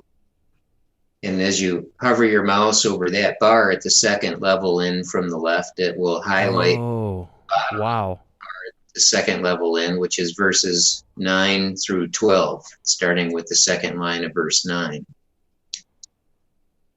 So Okay. these highlighted parts are the matched pairings, which if you meditate on them as you hover over them line by line to see what's highlighted, and also on the bars to see what's highlighted, it'll make sense. But the part that really I needed to see to correct my wrong thinking and lead me in a right way to get over that, to get out of the loop I was stuck in, Yes. to correct some real basic error that I had, some real serious fundamental error that I had been taught. I came to verses 6 and 7, and I came to understand that. And very few people to this day have a correct understanding of that. Okay. It says, and you know what restrains him now, so that in his time he will be revealed, for the mystery of lawlessness is already at work. Only he who now restrains will do so until he's taken out of the way. And you said so many few people understand that. Can you share that with us tonight? Sure. Yeah. If you've been schooled in pre-trib rapture theory, and you were raised in an organization that had a different version. Yes. Yeah, Seventh-day Adventist. Mm-hmm. And the version that you were taught, it's also got some error, as I understand what you would have been taught. But what people are typically thinking when they see that is that there's a sequence of events that's going to happen. But what you see is that when the lawless one is revealed, he is, this is his baptism, and this is what reveals him, this event. And it's like if your car is in a wreck, well, which is it? Is your car, do you have an accident and then your car is wrecked, or is your car wrecked and then you're in an accident? No, it's the same thing. Your car is wrecked in the accident, right? Oh, okay. And so this event that reveals him, this event happens, and this is what reveals him. It's not that there's an event and then he's revealed after that in sequence. It's this event that happens, and it's by means of this event that he's revealed. Like your car is wrecked in the accident. Yes. He's revealed by means of this event. And this event, very specifically, the revelation that came to me is as I discerned that it was one event and not a sequence of events. I discerned that this is actually a baptism. And it has to do with the profound meaning of what baptism is, as a kind of a life out of death. In baptism, the symbolism involved is that you're dipped in water, right? Yeah. That's literally what baptism is. Baptism means dipped, literally. So in baptism, you're dipped in the water, and that is an immersion that represents a full identification with death. So when you're underwater, you're dead. This is the symbol, and it's not just a superficial kind of a thing. It's a very literal thing. You're identified with Christ and his death. And just as sure as you know Jesus was dead and he rose again, he had to be dead before he rose. Otherwise, there is no rising. Right. Because there's no death. So in baptism, you have to be dead, and then you're raised, and then you come up out of the water, and you're not immersed in death anymore. You have arisen out of death. And this is a baptism that happens with Christ when he begins his ministry. And this is a baptism of the Antichrist when he begins his ministry. And this is hidden inside this 2 Thessalonians 2. And you were saying that I got some feedback on your line there. You were saying that that the event that reveals the Antichrist, is that the time reset? Is that the event you're talking about? No, it comes after. Okay, that's after the fact. Yeah, that's after we go back, and then the war with Iran, and then the splitting of the United States. Right, and the little horn comes to power, and when he's revealed, he's this man of lawlessness. Wow, okay. Fascinating. And the sequence is literally from verse 3, where it says, "Let no one in any way deceive you, for it will not come unless the apostasy comes first, and the man of lawlessness is revealed, the son of destruction." And so the event that people think comes first in sequence is the apostasy, and the man of lawlessness is revealed after. But that's a complete erroneous understanding of what's happening there, because and many associate with the apostasy with, what we think of in the English as the apostasy, but the English is not right. It's not literally an apostasy. It's in the Greek, it's a standing away from, apostasia, a standing away from, which is a spiritual thing. When you have in baptism, and here's the baptism key. When Jesus was baptized, what was witnessed was a voice came from heaven saying, "This is my beloved Son, in whom I am well pleased." Right? Yes, yeah. And what was audible. What was visual was that a spirit descended on him like a dove. Right. When he came up out of the water. So there was an auditory and a visual. And so where was the voice? It was with God. And where was the spirit? It came down from heaven. So there was a separation that took place. The word left the mouth of God, you could say, and the spirit left heaven and descended on Jesus. And so this was standing away from. There was a separation, a distancing that took place, where the Holy Spirit came down from the Father to the Son. And that's what this word apostasy means. It has nothing to do with any kind of falling away from doctrine. That's not in the context. It's not from anything related to the context. It's just pure fallacy. Okay. It has nothing to do with what this verse is saying. And it's not that this apostasy happens first in time. It's that it happens. It's like the accident that happens when the car is damaged. It happens, and as a result of that, as a result of the accident, the car is damaged. As a result of this separation that takes place, which is the supernatural standing away from, which is in the context, and it's related to this baptism event, because Antichrist is like Christ, only opposite. Right. And this is what reveals the man of lawlessness. And when you read about the baptism of Jesus, you'll read where John says, "This is how I knew, this is how it was revealed to me that he is the one." He says that very specifically. And I wrote about this on the website about baptism.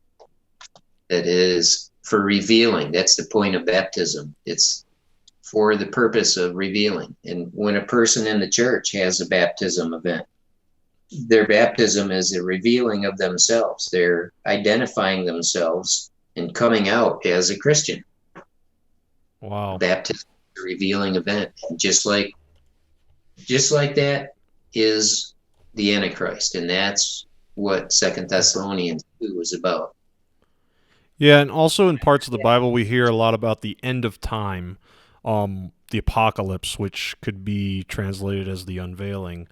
The end of time, that's interesting that time is mentioned, and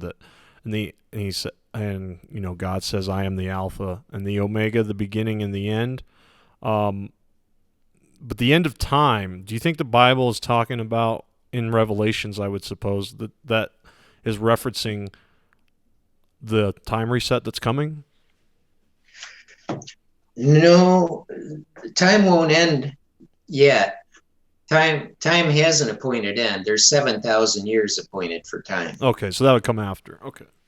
Yeah. So there's going to be a different timeline spawned.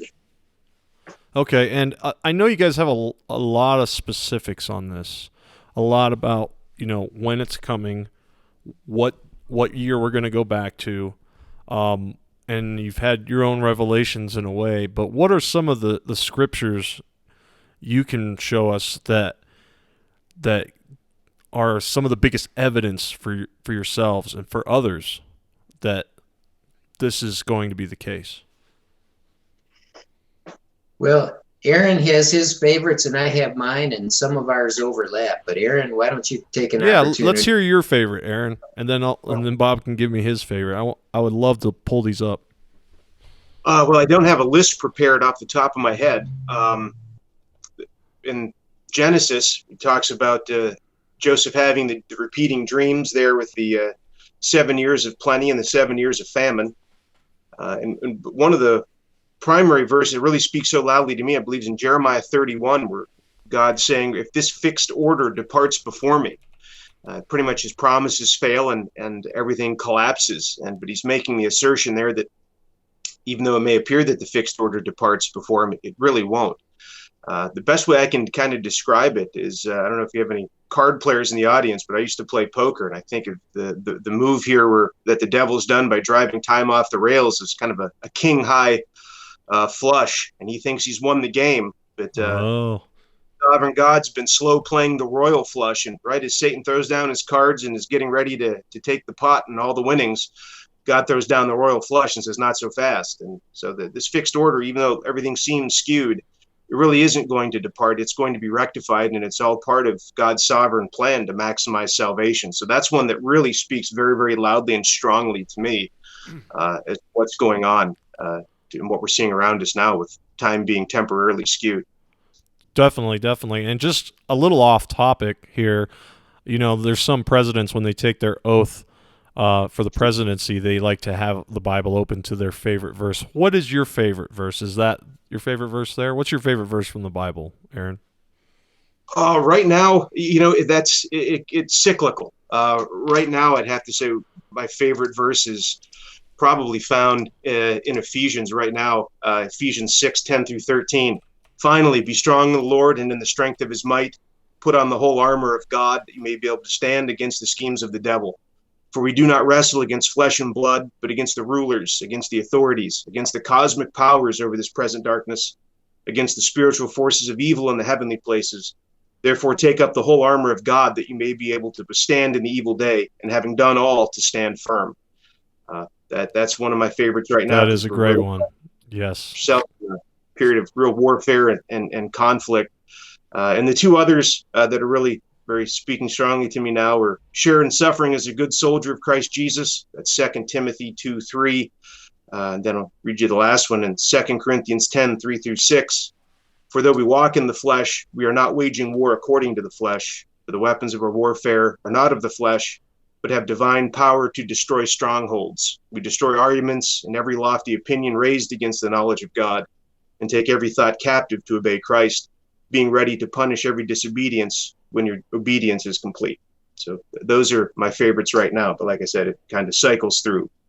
Beautiful. I love them. Yeah, especially, when it talks about spiritual wickedness in high places or in heavenly places. There's a lot of people waking up to that nowadays. That's, some people believe there is no evil. There's no evil. People are just corrupt, and no, there's evil out there. And we're starting to realize that. And evil doesn't have boundaries, does it? There's not a bunch of evil people saying, we're taking it too far. No, they have no boundaries. What's some of your favorite verses, Bob, that you found with the time shift, and maybe your favorite verse of what you have right now? Well, this doesn't have to do with the time shift, but one of my ongoing favorites is from Titus chapter 2, verses 11-14. For the grace of God has appeared, bringing salvation to all men, instructing us to deny ungodliness and worldly desires and to live sensibly, righteously, and godly in the present age, looking for the blessed hope and the appearing of the glory of our great God and Savior Christ Jesus, who gave himself for us to redeem us from every lawless deed and to purify for himself a people for his own possession, zealous for good deeds. Great verse. Great verse. Now I had a couple questions for you. Specifically, let's get into this. What's your take on the Catholic Church? How do they play a role in all this? Evil. You know, I got in a pretty big argument with one of my buddies, and I asked for forgiveness from him. Or if you're listening, I'm sorry about that. But we got in an argument about the statue of Mary and how you can find pictures of the Pope and bishops bowing to it. And I say, you know, hey, the second commandment, right? But aside from that, the Catholic Church, do you think they're involved in this time reset, that they're trying to manipulate time at the highest levels of it anyhow? Absolutely. Yeah, absolutely. Yeah. And, you know, the other weird thing, too, is I had watched your decoding on The Sound of Music and the pineapple they used in that scene where she sat on the pineapple and how you decoded that, and I thought that was brilliant. But also, like at the Vatican, they have a giant statue of a pineapple, and, you know, they have an obelisk in the middle of the Vatican Center that was actually dragged from Giza. And what is... And even the Eye of Horus, we see a lot in or the one eye, the illuminated. Do you feel there is a lot of these, I guess, secret societies that are illuminated? They've opened. Would that be opening their third eye? Yes, the pineapple and the pine cone and other similar objects relating to the pineal gland are an anatomical notation kind of that is associated with illumination, and illumination goes all the way back to the Garden of Eden, and it's been the key to Lucifer's power and his connection with his people, kind of establishing a counterfeit born again relationship. Okay. So it's been fundamental to all secret societies, to the Catholic priesthood, to pagan priesthoods, to the elite rulers. Right. And we've even seen a lot of celebrities and maybe famous musicians who are in this. You can tell they flash their symbols. They've got this kind of, you know, they're wearing symbolic kind of clothing and flashing their little symbols. You can tell they're kind of involved with this, maybe a satanic cult or whatnot. And do you think when they mention selling their soul to the devil that it is real and they are illuminated in some way to have certain powers? Yeah. There's a lot of different kinds of relationships that people develop, but kind of one fundamental through all of it, there's a blood aspect involved. There's always some kind of a blood ritual, always some kinds of oaths that are involved. It's typically developed through relationships with people, but sometimes people independently are initiated by the demons themselves. Yeah, definitely. And we've always, you know, like JFK had mentioned, secret oaths, right? Some of these secret societies that have secret oaths and their symbolism. And the Catholic Church, who has its secret vault that holds a lot.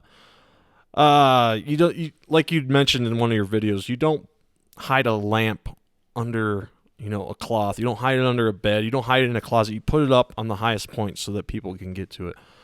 And there's a lot of truth being held back. A lot of truth. And I'm sure the Creator has a lot to do with it. God has a lot to do with that, just revealing to those who are worthy. But do you think they've discovered certain things that they've held back? Obviously, they know about the time, but this is a remnant of a time before the flood when maybe other people were illuminated too. I'm not real clear on your question. Yeah, that's fine.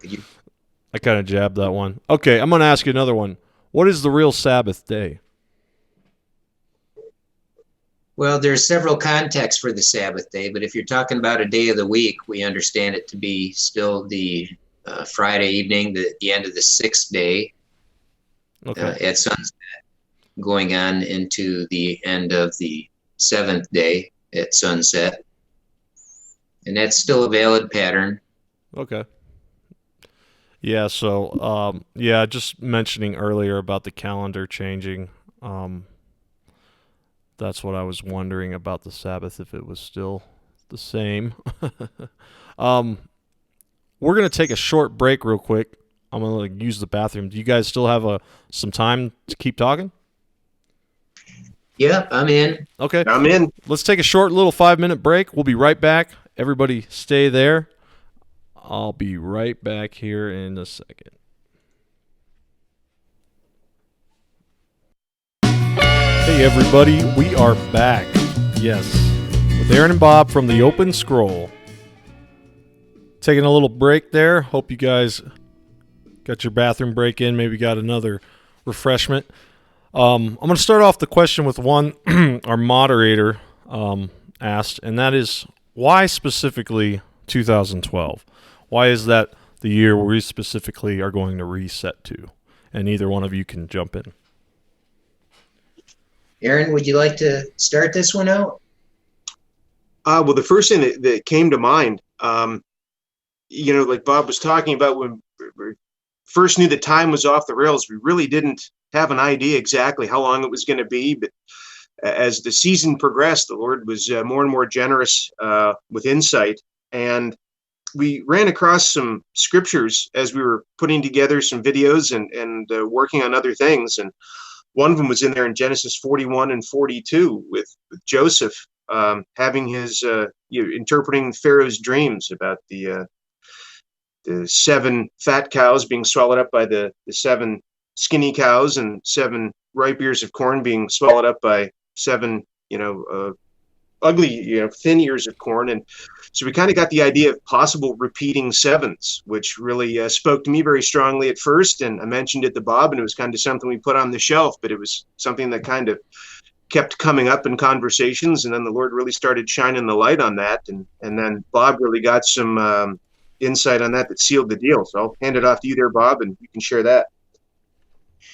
Yeah, the 7 years thing, when I first thought about it, I thought, well, that's simple and nice and tidy, but I don't really have any reason to favor that over anything else. So I'm not really going to pursue that until the Lord starts bringing it. So we just kind of moved on and did other stuff. But Aaron, he's tenacious, and he kept going after that stuff. And it started to resonate with me, and as I started to pursue it, all of a sudden the Lord really shined a light and turned it up bright and started bringing signs and all kinds of scriptures that were just blowing our minds, and we just couldn't deny it anymore. It's like, okay, yep, this is it. All kinds of different evidence came forward. And with Joseph's dream, the thing is, the dream was about 7 years of plenty. And this would be followed by 7 years of a severe famine. And when you reflect upon how Israel came to be in Egypt for all those years, when they finally came out in the Exodus, they got in there because of this famine. This was something that God brought, and he used it to really do a number of things. And part of what he accomplished is the bringing forth of a series of prophecies about the time reset. And when you consider it that way, and you look at these things and all the epic miracles that took place in the sequence, and think about the meaning of it and what's it really for. And so much of the Bible is about prophecy, about a very specific period of time and certain kinds of events. And it's all esoteric. I mean, it's not, and by saying that, I don't mean that it's not legitimate historical activity, because I believe it is. But what's recorded is recorded very specifically. So much of what has happened is not recorded, but what is recorded for us. Not just so we have a historic record, so we can make up stories, so we have interesting coloring books for our kids. That's all nice and everything, but there's esoteric instruction for the wise, and a lot of it has to do with layering up multiple exhibits about the time reset that are very specific. We've covered quite a few of them in those 51 examples that I mentioned. Yeah, One of them, I love that video. Yeah, I think we did 6 of them so far. Yeah, it wasn't just one video. My bad. Yeah, it was several. Yeah. I watched a lot of them last night, and a lot of examples. Yeah, the first one was real significant, and then when it came, I think, to the 4th video, we really started going through kind of a fly over the forest approach. And when you talk about the 2012 thing, you have to see this 7 years of plenty followed by the 7 years of famine being these years of the reset, where the 7 years of plenty we're in right now, where the grain of salvation is stored up for the coming famine. And it's said that the famine years were so severe that they consumed the years of plenty. And very literally, this is what Pharaoh's double dream was, where the 7 cows came up and 7 came up later and actually literally consumed them. 7 fat cows were consumed by the 7 lean cows that came up after.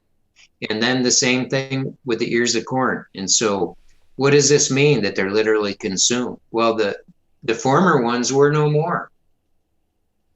And that's how it is, not literally with the famine years that followed in sequence, but if you put the two together, what's being revealed here is that, when this reset of time, these 7 years of this Shemitah from 2012 to 2019 are going to be consumed, like they're not around anymore. Wow, okay. Yeah. 2012, 2019, again. And can I jump in there real quick, Bob? Yeah. You mentioned what verse really speaks to you loudly about the time set. I wasn't prepared for the question, but I'd be really remiss if I didn't mention Revelation 10, verses 8 through 11. And when you said the word again there, that's what triggered it here. And if I can just read it. Absolutely. Revelation 10, verse 8, it says, "Then the voice which I heard from heaven, I heard again speaking with me and saying, 'Go, take the book which is open in the hand of the angel who stands on the sea and on the land.' So I went to the angel, telling him to give me the little book, and he said to me, 'Take it and eat it. It will make your stomach bitter, but in your mouth it will be sweet as honey.' I took the little book out of the angel's hand and ate it. And in my mouth it was sweet as honey, and when I had eaten it, my stomach was made bitter. And they said to me, 'You must prophesy again concerning many peoples and nations and tongues and kings.'" Wow. Yeah, that's pretty good there. And also the video of all the proofs that you guys had, those were very fascinating, and I never really picked up on that before. But one of them was in the furnace, where the king had thrown the 3 guys in the furnace. I can't remember their names. One was Abednego, right? Yeah. Yeah, and then Jesus was there with them. Does that has a pretty big correlation to what's going to happen with the time reset, right? Definitely. Yep. Daniel 3. Yeah. And also, something else you do really well is decode movies. You're talking about esoteric meanings in the Bible, and also in a lot of our movies, we see that there's hidden meanings, not so much as what we see in the Bible, obviously. I'm not going to try to make that correlation with the Holy Bible, because a lot of these movies, they have obscene hidden messages. What's one you've done recently, a movie or a show?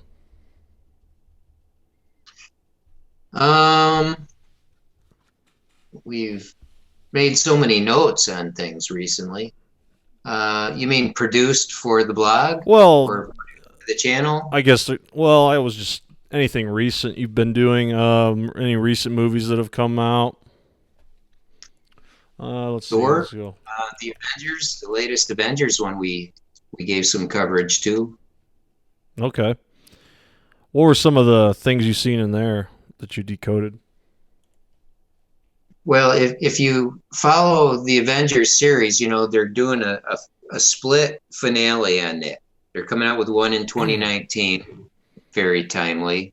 I mean, these people know things. They really do.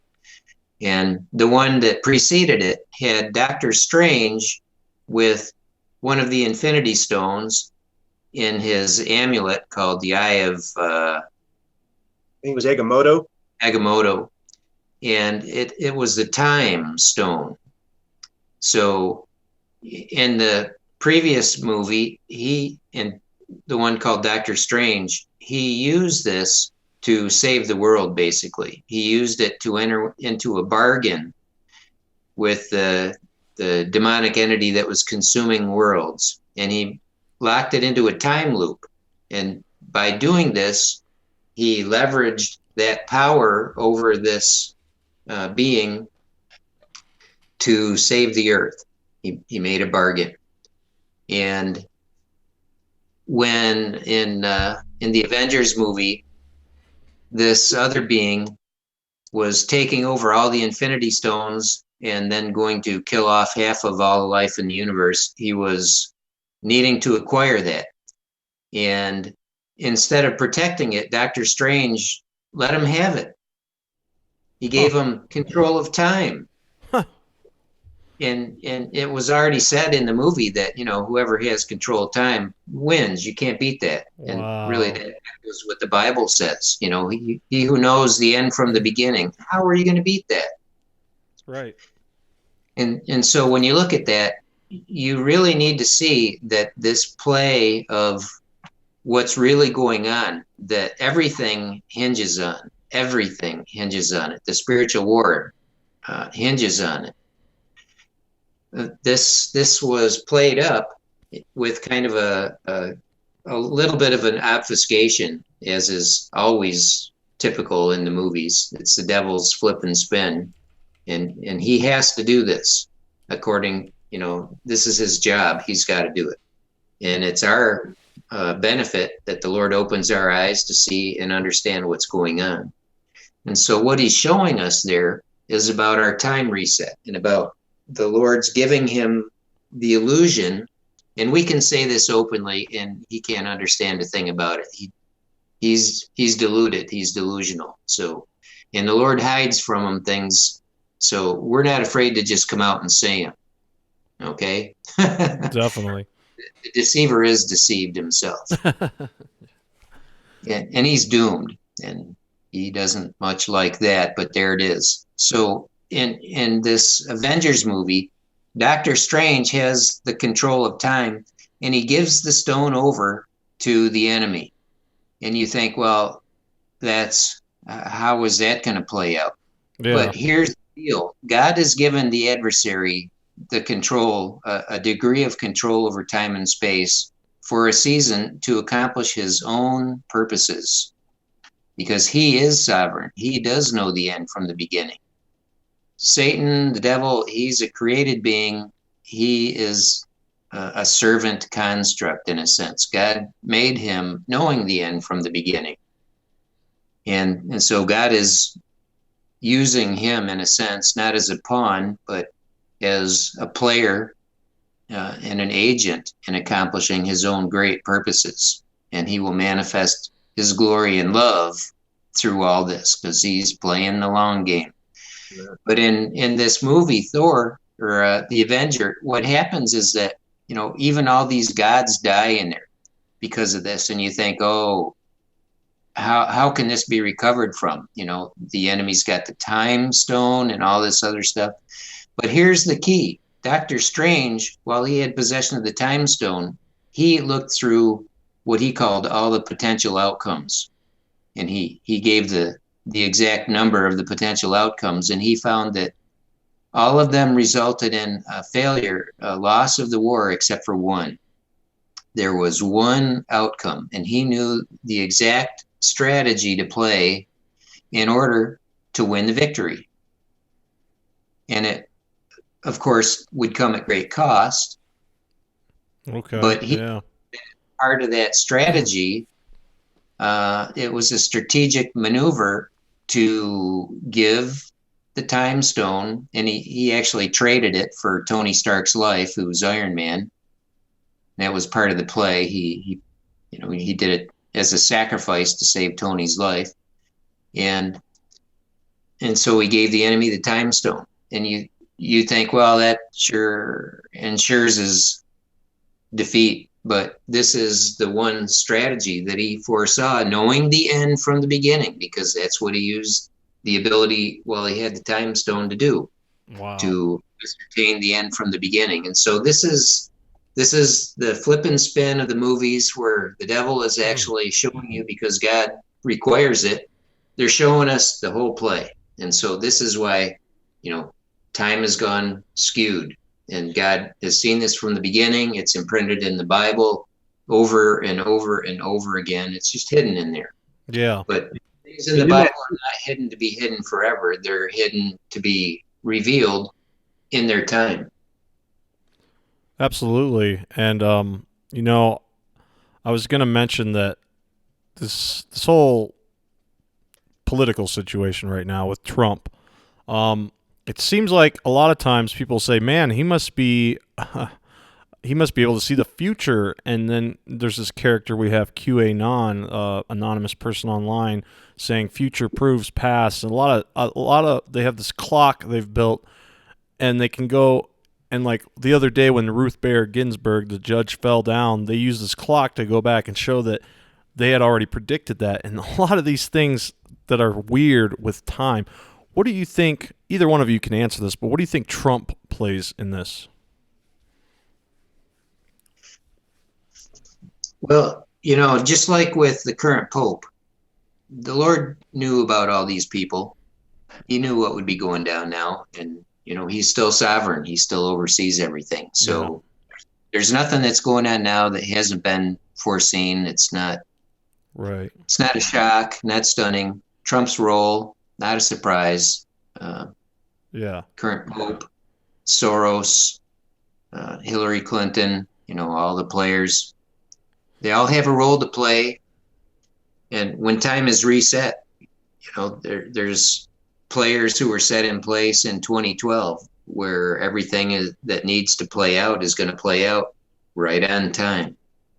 Wow. And even then, after time is reset, there's going to be certain limits that are in place where the devil's not going to be able to do what he's done now. But still, what he's going to be able to do, if you're not prepared, there's coming what's called in 2 Thessalonians 2 a great deception or a great delusion. And it's going to come just immediately prior to, in connection with that revealing. Okay. And it's going to be a streaming port of reality from the past that's actually a deception. It's going to be a lying stream of reality from the past that's going to be a witness to people. It's going to deceive them. And unless you know about the time, unless you're prepared in the right way, you will absolutely be deceived. The Lord says, if even the elect could be deceived, well, the very elect will not be deceived, but everybody else absolutely will be. And what could possibly deceive them? Well, they've been set up with delusion. There's spells cast. There's all these other lying signs and wonders. But this great delusion will be a port from history. And this is part of what's hidden there in 2 Thessalonians 2 that was revealed to the structure. And this will actually be more than a fraudulent projection. It won't be just a a laser show, a laser Yeah, like a lot of holographic. people believe in Project Bluebeam. Yeah, Project Bluebeam is a really great example, and it's more than that, and it's more than just a hypnotism. There's actually going to be a lying stream. It's kind of like how people can do astral projection. Well, they're going to tap into that stream and kind of do a hardwire projection. Wow. To pull off this delusion. Yeah, I wonder if that would have to do with implants and where we're going with AI, you know? Like Elon Musk's company, what is the new company, Neuralink, trying to make computer chips where our minds link up to the chips. That almost sounds like the mark of the beast. What do you think about that, Aaron? Well, before we get into that, I just want to mention, if you talked about movies and decoding, one of the movies that really lays out what Bob was just talking about in terms of the 2 Thessalonians 2, Great Deception, Great Hoax, is a movie called The Penitent Man. And Bob put a video out on that a few years ago, and that really lays it out in some great detail in terms of what's going on there with the manipulation of time and a window into the past to really deceive people. So that's wanted to mention that. Brilliant. And also going back a few questions to the discussion of the Avengers Infinity War. One of the statements that Dr. Strange made there that really is so pertinent and chilling in a way in that scene when he takes a look at the 6 million views of the future, or whatever, he sees it, and after it's done, he says, "We're in the end game now." And that really resonates so very strongly with where we are and what we're seeing. Yes. Yeah, so do you think we are obviously in the end game? A lot of people feel that. But like I was asking you about I forgot what I was asking you about. Jeez. AI? Yeah, AI, the Neuralink thing. Could that be the Great Deception? Because it seems like a lot of people are willing to sign up to link their minds to computers. At some point, it's going to factor in. But underlying all this, there's a supernaturalism and a spiritualism. And the technology will play a role. And specifically with the Mark of the Beast, what was revealed to Aaron and I through this season had to do with it being supernatural, but that there was a technological aspect and that consent had to be given. You know, like in Poppy's video where if you've seen... is that YouTube figure? Her video Time Is Up, which is on her latest album, and the official video for that, she's giving people a pill on stage and they kneel before her, and she is modeling the beast, giving the mark of the beast. They project these ones and zeros to show a digitization. But this is the willingness that's necessary in receiving the mark of the beast. It will not be something that is forced on someone. It'll be only accepted by them being willing. And so there's a soul aspect that's tied to the will. And this is something that will transform a person beyond recovery. It's not anything that can be repented of. You can't take it out. Yeah, you can't be saved afterwards, right? Right. There's a DNA transformation because the beast will have a specific genetic marker that can't be undone, and it will change just like when you have the body and the blood. The blood is where the soul is. Leviticus 17:11 is a verse that talks about that. And the soul has to do with the blood, and the body impacts the blood and the soul. And the spirit goes along with that. And so this DNA marker will be integrated into people through a digital connection. There's going to be a kind of a chip that we believe will have some kind of a transceiver, and it'll be specific to a person in their own DNA and rewrite their DNA to transform them. Wow. And in the Poppy video, it shows people on the floor writhing in like a pain, and then they just become like on the floor of a rave worshiping her while she's wearing this Baphomet dress. So they become the worshipers of the beast, and they go through this transformation. And this is laid out in the Bible, Revelation 9. You'll see it in there. Revelation 13, verse 18 is a real central one that relates to the 666. So this mark of the beast thing is a genetic transformation, and it has to do with a very wide spectrum of things that are going to feed into it. But it really requires first that the beast appears, that he's revealed, and that the beast goes through a kind of transformation where his eye is struck, and it's like a death, and then he's revived, and then there's the image of the beast, and the image of the beast causes men to take the mark of the beast, and without the mark they can't buy or sell. So the digital internet thing that we understand, and in the right eye or in the forehead or the right hand, that's where the marker is going to be.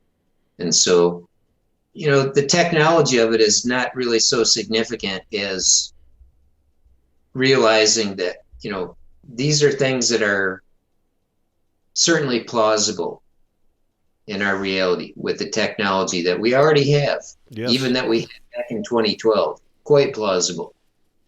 Nothing that's even a remote stretch, given all the things. No, not at all. And a great Hollywood depiction of this with the flip and spin was the movie Avatar, where they put the spin on it, where the humans, get to enter the body and they get to use the shell and do all these remarkable things and go to distant worlds. The flip and spin and the lie in that is when people take the mark of the beast, they're not going to be the drivers. They're going to be the vehicles. Whenever they take that mark, they're going to be the vessel for the demons or the unholy spirit. They lose their soul. They don't get to drive. They're the vehicle. They're the vessel. And that's where the flip, spin, and the lie is in that. And in the movie I, Frankenstein does a depiction in that too at the end scene where the Prince of Darkness has all these empty bodies that are waiting to contain the souls of the risen demon or the risen dead for his end time army, as it were. So those are a couple cinematic depictions of that play. Wow, yeah. That's pretty scary you say that. They'll be the vehicle and not the driver. And the demons will take over, or what has been called the Legion, right? And Bob wrote an excellent post on that several years ago called The Avatar Stratagem, which is on the blog. I encourage people to check that out if they're interested in reading more about that. Yeah, definitely. I wanted to ask about demonic possession, too. It seems like every once in a while I catch articles about the Catholic Church needing more exorcists, and that exorcism is on, exorcism is a growth area for job opportunity, I guess. Do we see that? We're seeing that more and more. It seems like that people are leaning towards hatred. They're falling away from love and acceptance and brotherhood, and we're starting to see more hatred in society. When people drift so far away, is that where demonic possession takes place? A lot of interesting passages in the Bible about Jesus like casting demons out into pigs and they go off the cliff, or I think it was pigs. Yeah, go ahead. I was just going to ask about demonic possession. Is that's going to play a part leading up into this timer set? I would imagine. Yeah, we see a polarization. The demonization is going to continue to grow, and we see there is revival also. Yes, this is something that Aaron could tell you a little bit about. He had some insight that this would be part of this season. Yeah, tell us about that, Aaron. Sure. It was just kind of in prayer a few weeks ago, and I just kind of had the sense that the Lord was showing me that there was going to be a remnant revival in this season prior to the time reset, where the dark side's going to continue to get darker, but there will be the Lord's people who will continue to shine the light more brightly. The darker it gets, the brighter the light is. And like Bob said, polarization, that's a perfect word for it. And once again, God saw this coming, and the Apostle Paul laid it out brilliantly in 2 Timothy 3, talking about difficult days will come. And Bob, you had some excellent insight into what that word difficult really was, and I think that sums up very well where we're at. Yeah. The Lord didn't lead me to produce anything on that to put it out, but Yeah. what we're going to find is that, you know, people are confused right now. And, you know, as we kind of wrap this up, I want to talk about that. People are very confused because there's so little anchoring in the truth. And so with every wind of doctrine, according to Bible language, people are thinking about different proposals that people have for what things mean. And we see a lot of confusion because there is no anchor. And, you know, some people might think, well, you know, this reset, what are these people in the shamanic realm? They come up with this stuff. They just on crack, or they just, you know, make stuff up for a joke, or what is this? But, you know, like you and like many other people write to us, and we don't share a lot of these testimonies, but, you know, we just take it for what it's worth, and we understand that the Holy Spirit leads people to truth. Always has been that way. That's how it still is. And if this reset of time thing resonates with you, take an anchor in that the Lord had appointed this for our time. Absolutely. And it hasn't wandered off and left us adrift. No. And that's not what's going on here. My personal testimony, I won't get too specific, but when I found this information you guys are talking about, I have to say that my life right at this point has changed drastically in the past couple months, and it's gone to a life that similarly my life had changed drastically in 2012. That is what is kind of weird for me. It's a spooky correlation. It's the truth resonating with me. Definitely, I'd have to say. So I see it. I do. I see the things are playing out the way the world is right now, and the chaos that's happening, the division. And that's another thing I was going to ask you about with like the rapture, and where the Bible says 2 men will walk in a field, one will be there, one will disappear. And the division we're seeing now, where it seems like two sides are being, you know, split apart. Is the rapture and that kind of what the Bible talks about there, is that all coming after the time reset happens, or is that part of the time reset? Well, we don't use the language of the rapture because there's so much that's bundled up with that. Definitely. There's part truth and part error there. But this separation that you're talking about from Matthew 24, this is not what we connect with the time reset. Okay. But it comes after. This is at one of the specific resurrections. You bring up a good point, and to be anchored in some of these basic things, like understanding the reason for the harvest and why people are separated. With events, you can't understand events without understanding their context, without understanding what comes before and what comes after. Then there's meaning. And so the understanding of the times and the sequencing of events is critical. This is why when you learn history, you learn dates, because that's what gives it meaning.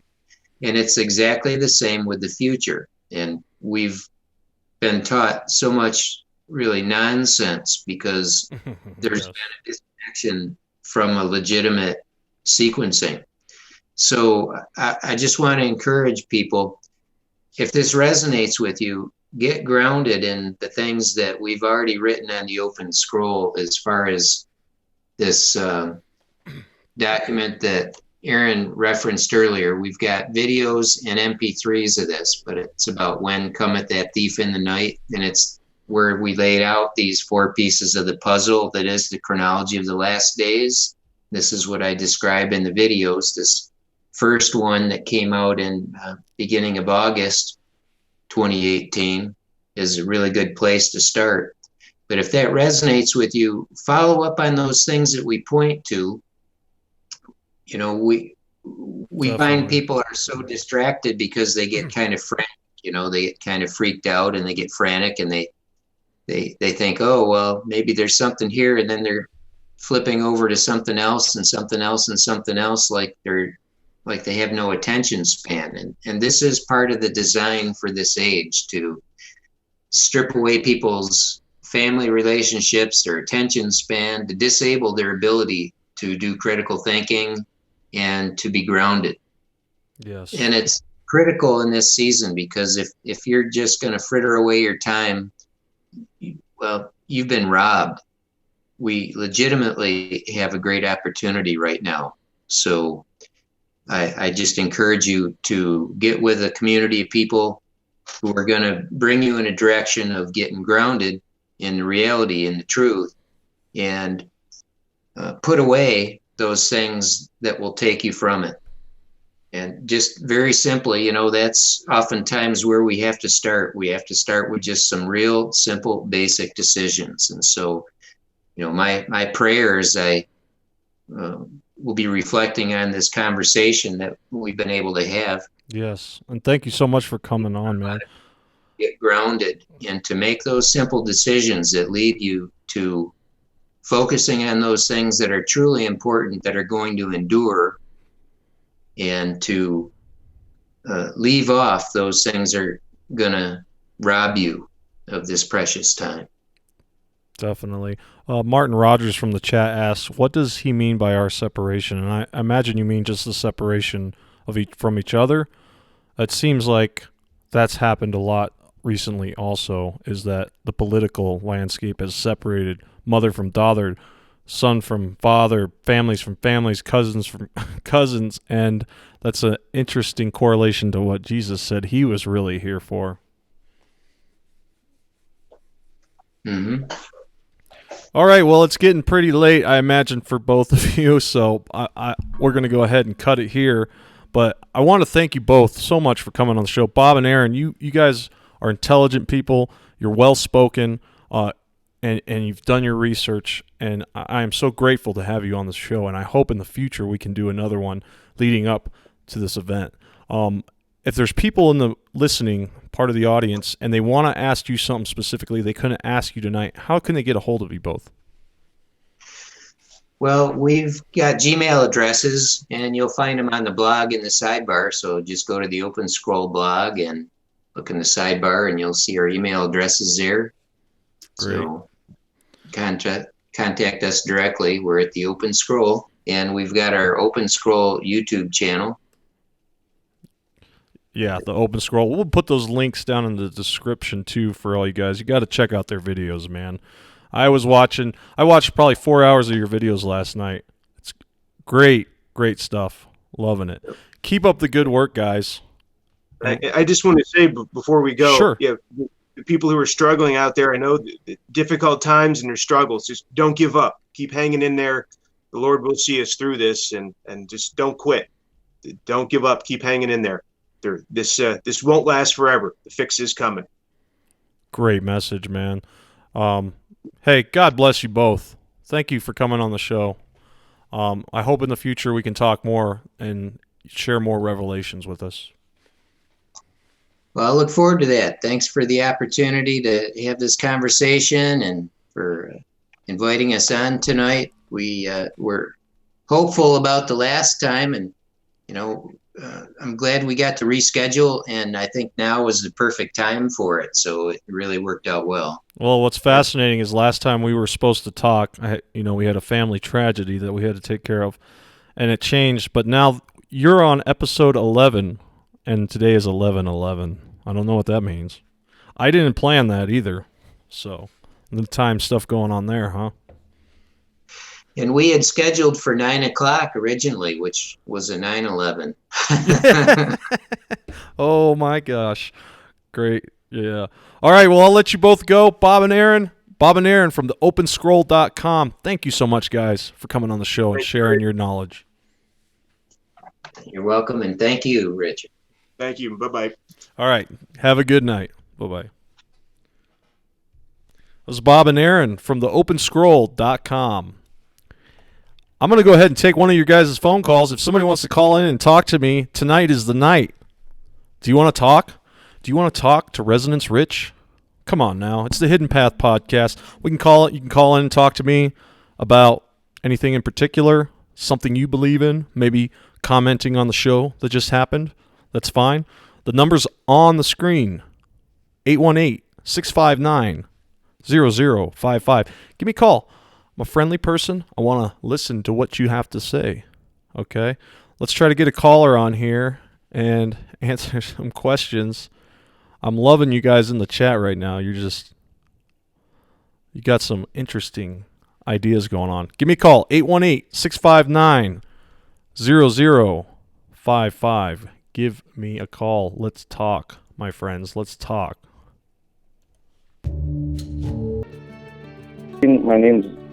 My YouTube name is Our Universal Consciousness, but Okay. I'm using my brother's account. Yeah, I'm using my brother's account, so it says Justice. That's the person who. Okay. Right now, You were the one in the chat, Yeah. Justice, right? yeah. Right on, man. Hey, thanks for calling in. I'm Resonance Rich. Nice to meet you. What do you want to talk to nice me to about meet you. tonight, man? I like the show tonight. It was pretty cool. I feel like, God is definitely a big thing that Yes. is, important, and it gets overlooked a lot. Sometimes. Yeah. Oh, definitely. It always does. Do you feel like we're headed towards an event? Do you feel like things are pressuring up, like something's coming?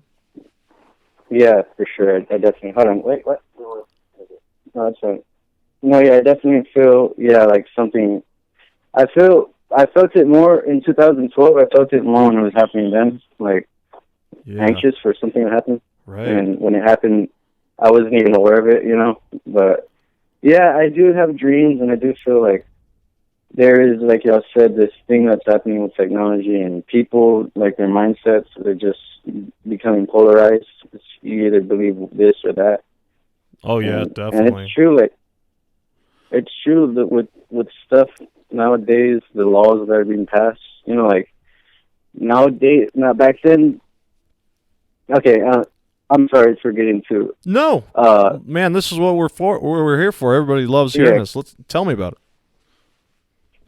Oh yeah, we already know, like the laws and the way things are set up is made for self-destruction. But I feel like it's good to focus, like be balanced and be like the plan, the problem, and the Yes. solution. Because you can't Absolutely. just focus on the problem all the time. Yeah, you can't have a negative state of mind all the time, right? Because it's almost as if consciousness projects reality in a way, right? Mind over matter. Oh, yeah, true. The act of observation changes that's what you observe, something like that. Yeah. Are you a user by any chance of Godlike Productions, GLP?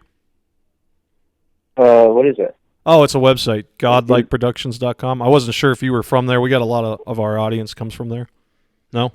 No, I never heard of it. Well, let me ask you, what topics, when you want to go down the rabbit hole, when you want to investigate, what's something you're investigating recently? What's something that's a topic that's lights, gets all your cylinders firing, something you want to know more about?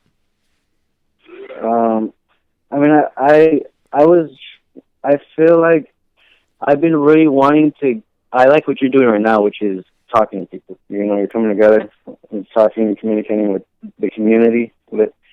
And Absolutely. I feel like I've been looking for the tribal, because our ancestors did leave us, teachings and messages, and it is a spiritual thing too. I feel like I was looking for like a tribe or something, or I feel like what's being done already, has already been recorded, and y'all said it before. It's a time reset, and that's what, like the mind said, that everything is going to start over. Yeah. It's not the end; it's a new beginning. Would that be? I guess if it's really going to happen, none of us can avoid it. But what was 2012 like for you? You don't have to be specific, obviously, but what was 2012 like for you compared to now? I feel like it was a transition period. It was definitely a transition period, because I feel like it was just like life decisions. I feel like it was life decisions that I had to make that still kind of affect to this day. Definitely. You know what I'm saying? When it goes to relationships and just work and things like that.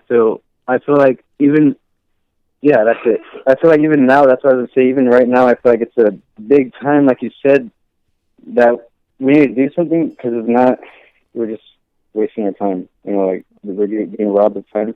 It feels like and it. I feel like that's definitely where I'm at right here. Like, have everything I need and everything ready to go. It's just I need the people who are willing to work with, because I could do all the right things, but if it's not the right time, you know, at the right place, then it's kind of the wrong thing. And I feel like I don't want to be doing all this stuff and then everyone around me is gonna manipulate me and take advantage of me. Yes, and, you want to be a you know doer. Yeah, I hear you, man. I want to be with, but I know it's God, you know, he does prepare us.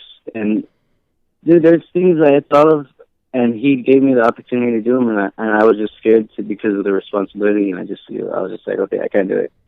You know, so I know it's not all because it's really, he's waiting for us to move, because I feel like everything's ready to go. He's just trying to prepare us for what's to come, because we have a lot of responsibility.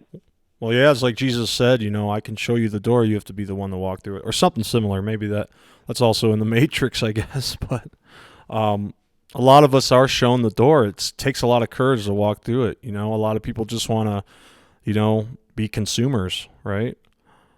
Be a sheep, I guess, instead of trying to wake up. I guess we're all kind of sheep. Do you follow QAnon at all?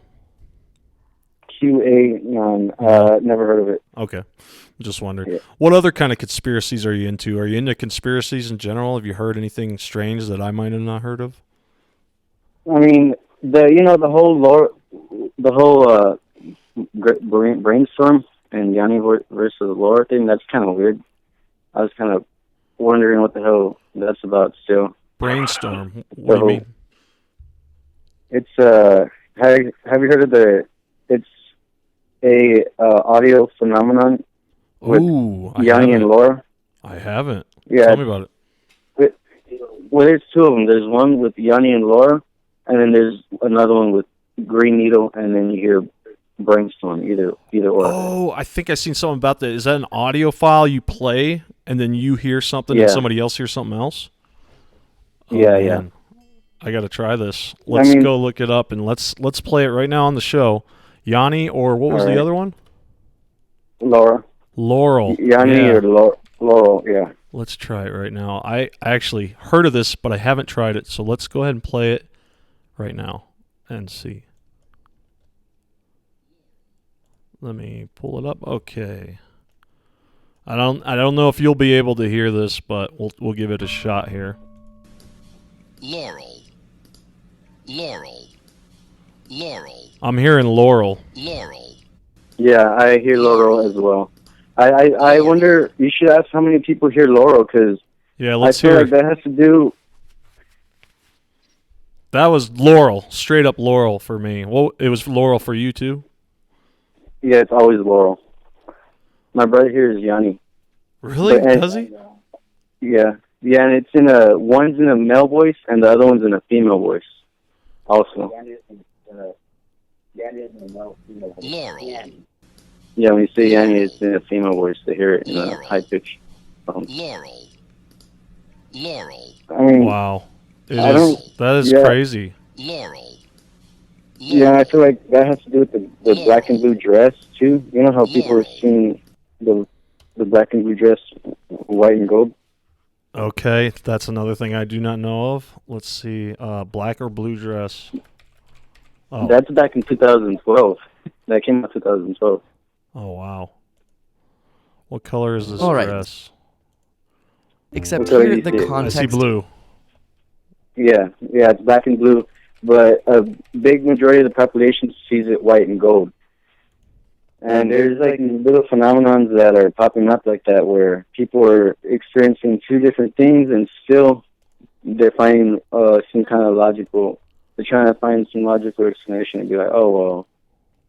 Even though like that's never occurred in history, like these things have never occurred. These phenomenons. They're trying to be like, oh well, yeah, it's recreatable and whatever. Wow, so our moderator just said that she hears Yanni. I do not hear Yanni. She hears Yanni, I hear Laurel. And somebody said the dress is black. It's blue and black. And some people think it's gold. Yeah, white and gold. And then the other one is Brainstorm and Green Needle. You can literally think in your head whichever one you want to think, and it will change to that, to whichever one you want. Really? Yeah. Oh, man, you're freaking me out here. Let's pull this up and hear it. You can change it to Brain Needle if you want. Or Brainstorm. But it's Brainstorm and Green Needle. What is this guy got it in a crystal or something? It's a little toy, a Ben 10 toy. In the cartoon. Okay. Huh. That's fascinating, now, man. Are you changing up what you hear by saying a different word? Yeah, let me try. Either Brainstorm or Green Needle. Wow, that is weird, dude. What do you think that is? I feel like, I feel like it has to do with, like you said, with the computers and trying to do things with consciousness, and because we're all connected. When you really understand how everything's working, yes. we are all connected to everything, and literally, I feel like what they're doing now, everything that's happening, I feel like they read my brain and then they were like, okay, let's make all these ideas. You know, like I feel like a lot of stuff that's happening now, that's what I always said as a kid. I was like, am I making this happen or am I aware of it before it happens? And then I just kind of know about it. Wow. You know, and I feel like it's... Yeah, do you have a lot of synchronicities happening? Life is serendipitous at times? Yeah, like, one, I'm pretty sure you've experienced. It's kind of random, and it doesn't really mean anything, because I don't know what the hell it means, but have you ever walked around, and the street light just goes off on the top of your... Yes, I've had that, not so much walking around, but driving. I drive a lot for my work, and that's happened. I go under the light, and it shuts just off. like randomly. Yeah, I think that's kind of weird. I never knew what that was. But back to the thing, the reason why that's happening, I think it has to do with they're trying to fuse consciousness with computers. So that's what I was thinking about doing too. Yeah, they actively are trying to do that. It seems like it's a need. We've already seen companies that are employees are taking chips. You know, that it's more secure. What would you do that? If that was offered in the future, that you could put a chip implant into your mind and you could access like some crazy virtual reality and have everything you want and it feels the same? Would you do it? I don't know. No, that's really. It seems like really obvious that would be for use to mass like population control. Oh yeah. But I do. Hell no. If I was given the opportunity, honestly, to be like, hey, we're making this technology. And what are your ideas on it? I already came up with ideas, and it would be like a mycelium supercomputer, organic. It'd be like an organic fungus computer. Wow. That can, because with the fungus you can rewrite DNA, and literally crap. and if you can rewrite this fungus to process data, you can rewrite it to literally, like, what's it called, create a symbiotic relationship with almost anything, and then that's it. Literally, it's all about programming after that. Once you understand, like, how to program it, it's kind of over. But holy crap.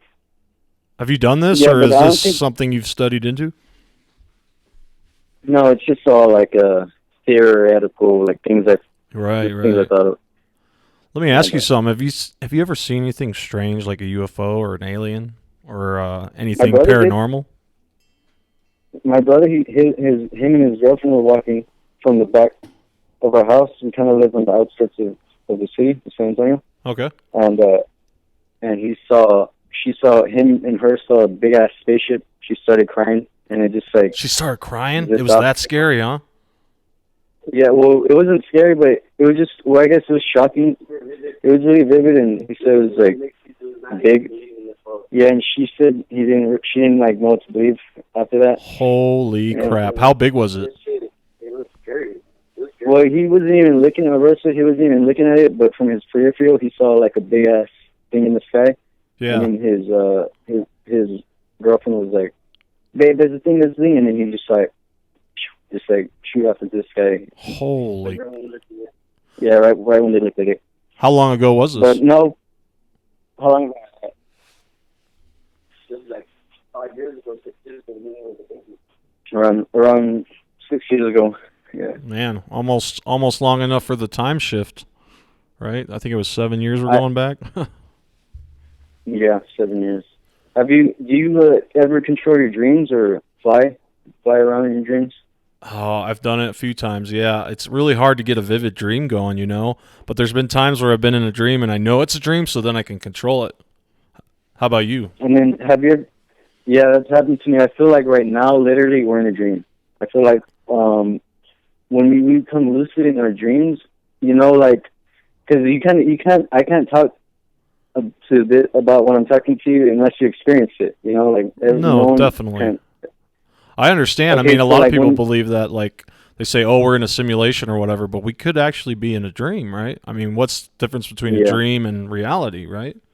It's inception. Like a different form. It's like a different form of a dream. It's more solid than the actual dream, but I feel like it's still a dream. Okay, but what I was going back to, have you ever... I feel like these synchronicities that we're experiencing, because sometimes I ask for things and it just happens. And I've noticed this in my dreams.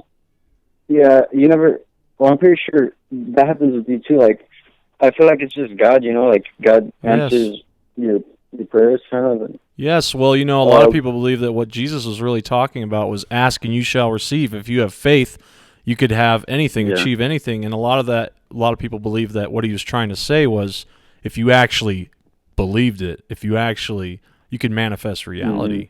And I've seen other people do that in my life. Not too often, but they'll be in a moment where they're like, I want this, and for loving intentions or whatever, and the next day it's there.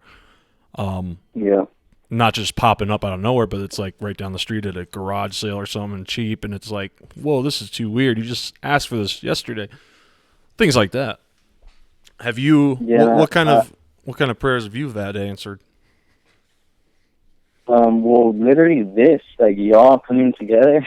That's the first one I can think of. Like all of us coming together, and like waking up and like I wanted to find those that were like me, and like everything y'all talk about. That's why I said like everything that's happening. I feel like I'm just, my brain's just being like red kind of, or like the synchronicity thing. I feel like.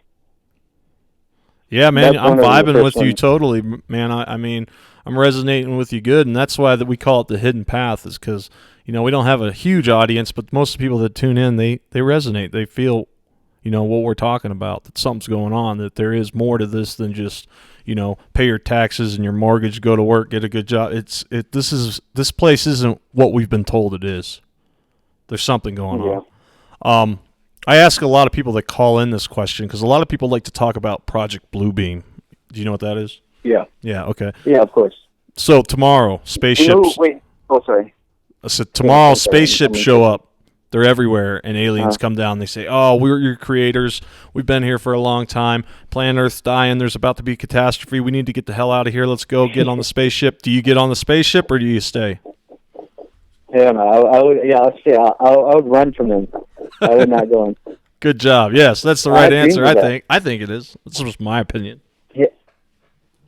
So, do you know about astral projection at all? Astral projection, I do know about it. I have not been able to do it. It's kind of like out-of-body experience, right? Where you can go anywhere as a... Out-of-body. Right. Have you done that? Yeah. No, I haven't done it. I feel like the media definitely tries to push it on in society. I've noticed that. Like, yeah. Oh, yeah. Montel Williams would talk about it in different talk shows. You know what scares me? I've done it, but... Oh, you have? It wasn't intentional. It was kind of by itself. It just happens. Yeah. You know what scares me about that is you're astral projection and you do leave your body. What if something comes in and takes your body? and you come back for your body and it's gone, and somebody else is in it like a vessel, I'd be like, oh man, that sucks. Every time I would want to do it, something told me like, don't do it, because we're here for a reason. We're meant to be here for a reason. If we were meant to be out of our bodies, we would laying around. Right. We would be able to. Man, that is such a good point, dude. I never even realized that. They do push that a lot. It's like a new age type push. Yeah, but I do feel like I always say, a good lie has half the truth. So I do feel like it's true. Like when you are at a certain level, these things naturally are going to happen. But if you're not even, I don't know how to explain it. You're messing with things that aren't meant to be. You're knocking on doors that weren't, meant to be open. Right. And literally, it's knowledge is power. We're at a certain age. Like we're not supposed to be exposed to certain things, and we're. That's why I said we're here for a reason. We're not even doing what we need to do here. I've been in there in the spirit world. It's really. You have? It's really. Yeah, well, we all have, but you just don't remember it. Do you remember anything of it? Do you have glimpses? Yeah, it's crazy. I try to imagine it at times, but I can almost imagine it somewhat and kind of feel it in a way. But what kind of glimpses into it have you got? Well, really, it all depends on the state of mind you're in, because, all the time, depending on the state of mind you're in, it's going to change your perception of reality. You know what I'm saying? Yeah. And yeah, especially in the spirit world, like you think something and you'll see it, and it'll come to you. And what you asked me, what kind of glimpses did I see? One time, it's called being in sleep paralysis. I mean, I feel like that's in between being. That's happened to me before. Technically, I'm in my body. Yeah. Yeah, and I've heard, like old people, like some guy, he was walking around. I heard his feet shuffling against the carpet, and he was talking to me about his wife and in Spanish, but and I heard like a little demon one time. My mom was with some guy, and I heard like some crazy thing. And what did he say? Did he say something, or was it inaudible? Was he like speaking in tongues? It sounded like a dog. It was like, scary. That kind of, but I couldn't see, like, most of the times I was ever in the spirit world, I'm like blind. Yeah. What's another thing that's pushed? You mentioned, mainstream kind of trying to push astral projection. Another one that I feel like is being pushed, and I don't know where you stand with this, is with psychedelics, with like DMT. What's your thoughts on that? Oh, yeah, that's true. Yeah, I do feel definitely, like, if you look on what is it called, Netflix, you'll see like 4 or 5 different specials about DMT. Yes. Yeah, I do feel like it's definitely, I mean, even weed, I personally, I smoke it, but I feel like for my spiritual walk, I feel like God's been telling me for a long time, like, I don't need that, and I need to be a better example, Yeah. That's true. We all need to do our best. I mean, when we shine, others see that and they long for it. At least the ones who do. Others long for wickedness, right? Yeah. What do you think? Do you think there's an urgency now with God speaking to you and his, with his spirit? Do you feel like there's an urgency coming, that you feel like whatever it is your mission is to be accomplished, or whatever your purpose is, you feel like there's an urgency at hand, that something's at hand, and you're going to play a part in what's coming, that we all are? Yeah, of course. I feel like the whole ascendance thing too, I feel like there are those that were the same way that there's things that people don't remember that we remember. There's things that we don't remember that I feel like there's people who are already transcended, and it's all about a choice. Like, we're choosing to be here to do what needs to get done, and I feel like, God's asked me, God's already asked us, and we made our decision already, what's going to happen. If you want to call it fate, by fate or destiny, either way, I feel like we already know kind of down the path we put ourselves Definitely. It's like a book, you know. What line in the chapter are we on? We can't see the end. Maybe we're at the climax, so things we don't understand, but in the end we'll understand them. I've seen that a lot with people too. Do you believe in the time reset that they were talking about tonight? Did you hear any of that? Do you think that's what's coming, or do you think another kind of event's coming? Yeah, I think that whole time, that's what the Mayans were talking about when they said that the world's going to start over. It doesn't happen in one day. It's like it's a process that takes, time. It takes yeah, it does. It takes time, even though, yeah. You got to have patience. I do believe in it. Yeah. What do you think the mark of the beast is going to be? You think it's going to be a chip? You think it's going to be us merging with computers? Yeah, of course. Yeah. Everything. That's what I was saying. Everything. I feel like I don't even. That's why I didn't want to call, because I felt like I was just like, yep, yes, just like agreeing with everything, kind of. No, you don't have to agree with anything. I'm here to learn too. Absolutely. No, it's true. Yeah, I agree.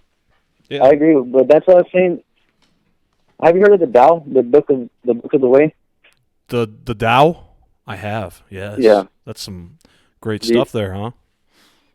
Yeah, I was going to say, that's how I'm feeling more and more. Like, the more I'm seeing everything happening, I feel like I want to say more, but I feel like it's better just to be quiet. Just like let things take their course.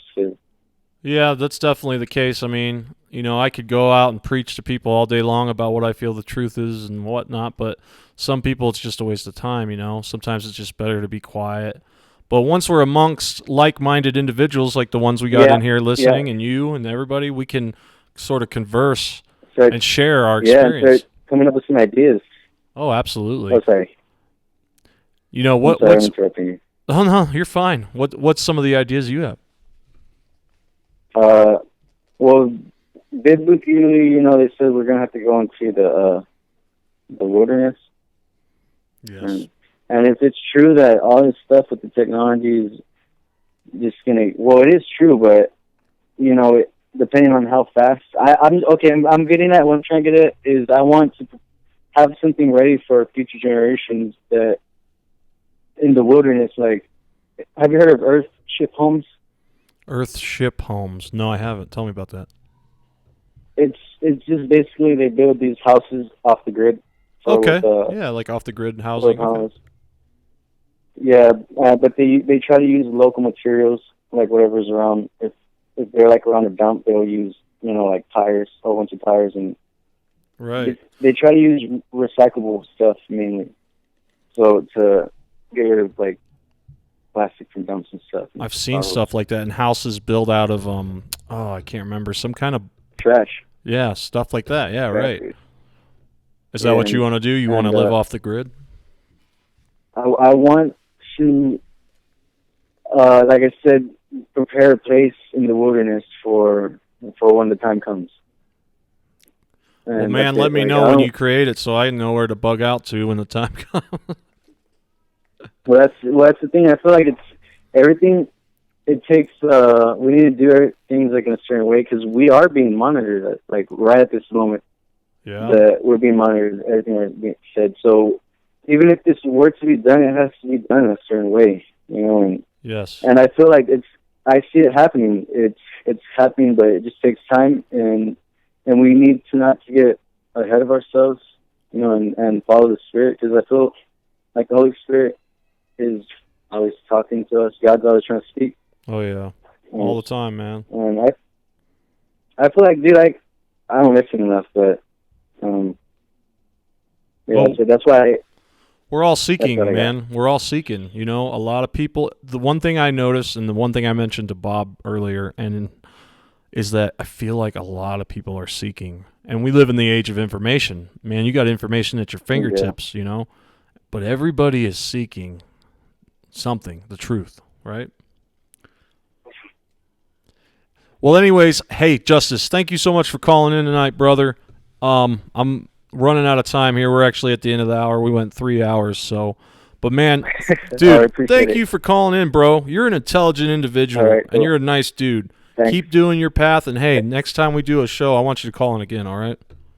And update me. Cool. Talk to you later. All right, brother. Okay. Take care. Bye-bye. All right, bye.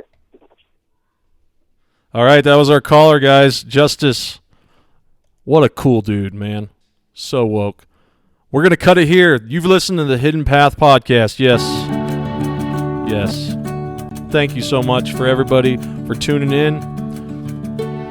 This is the Hidden Path Podcast.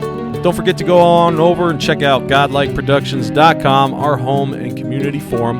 And also, if you want to keep up to date with the show, you can check us out at www.hiddenpathpodcast.com. I'm your host, Resonance Rich. Thanks again for tuning in for another stimulating conversation and travel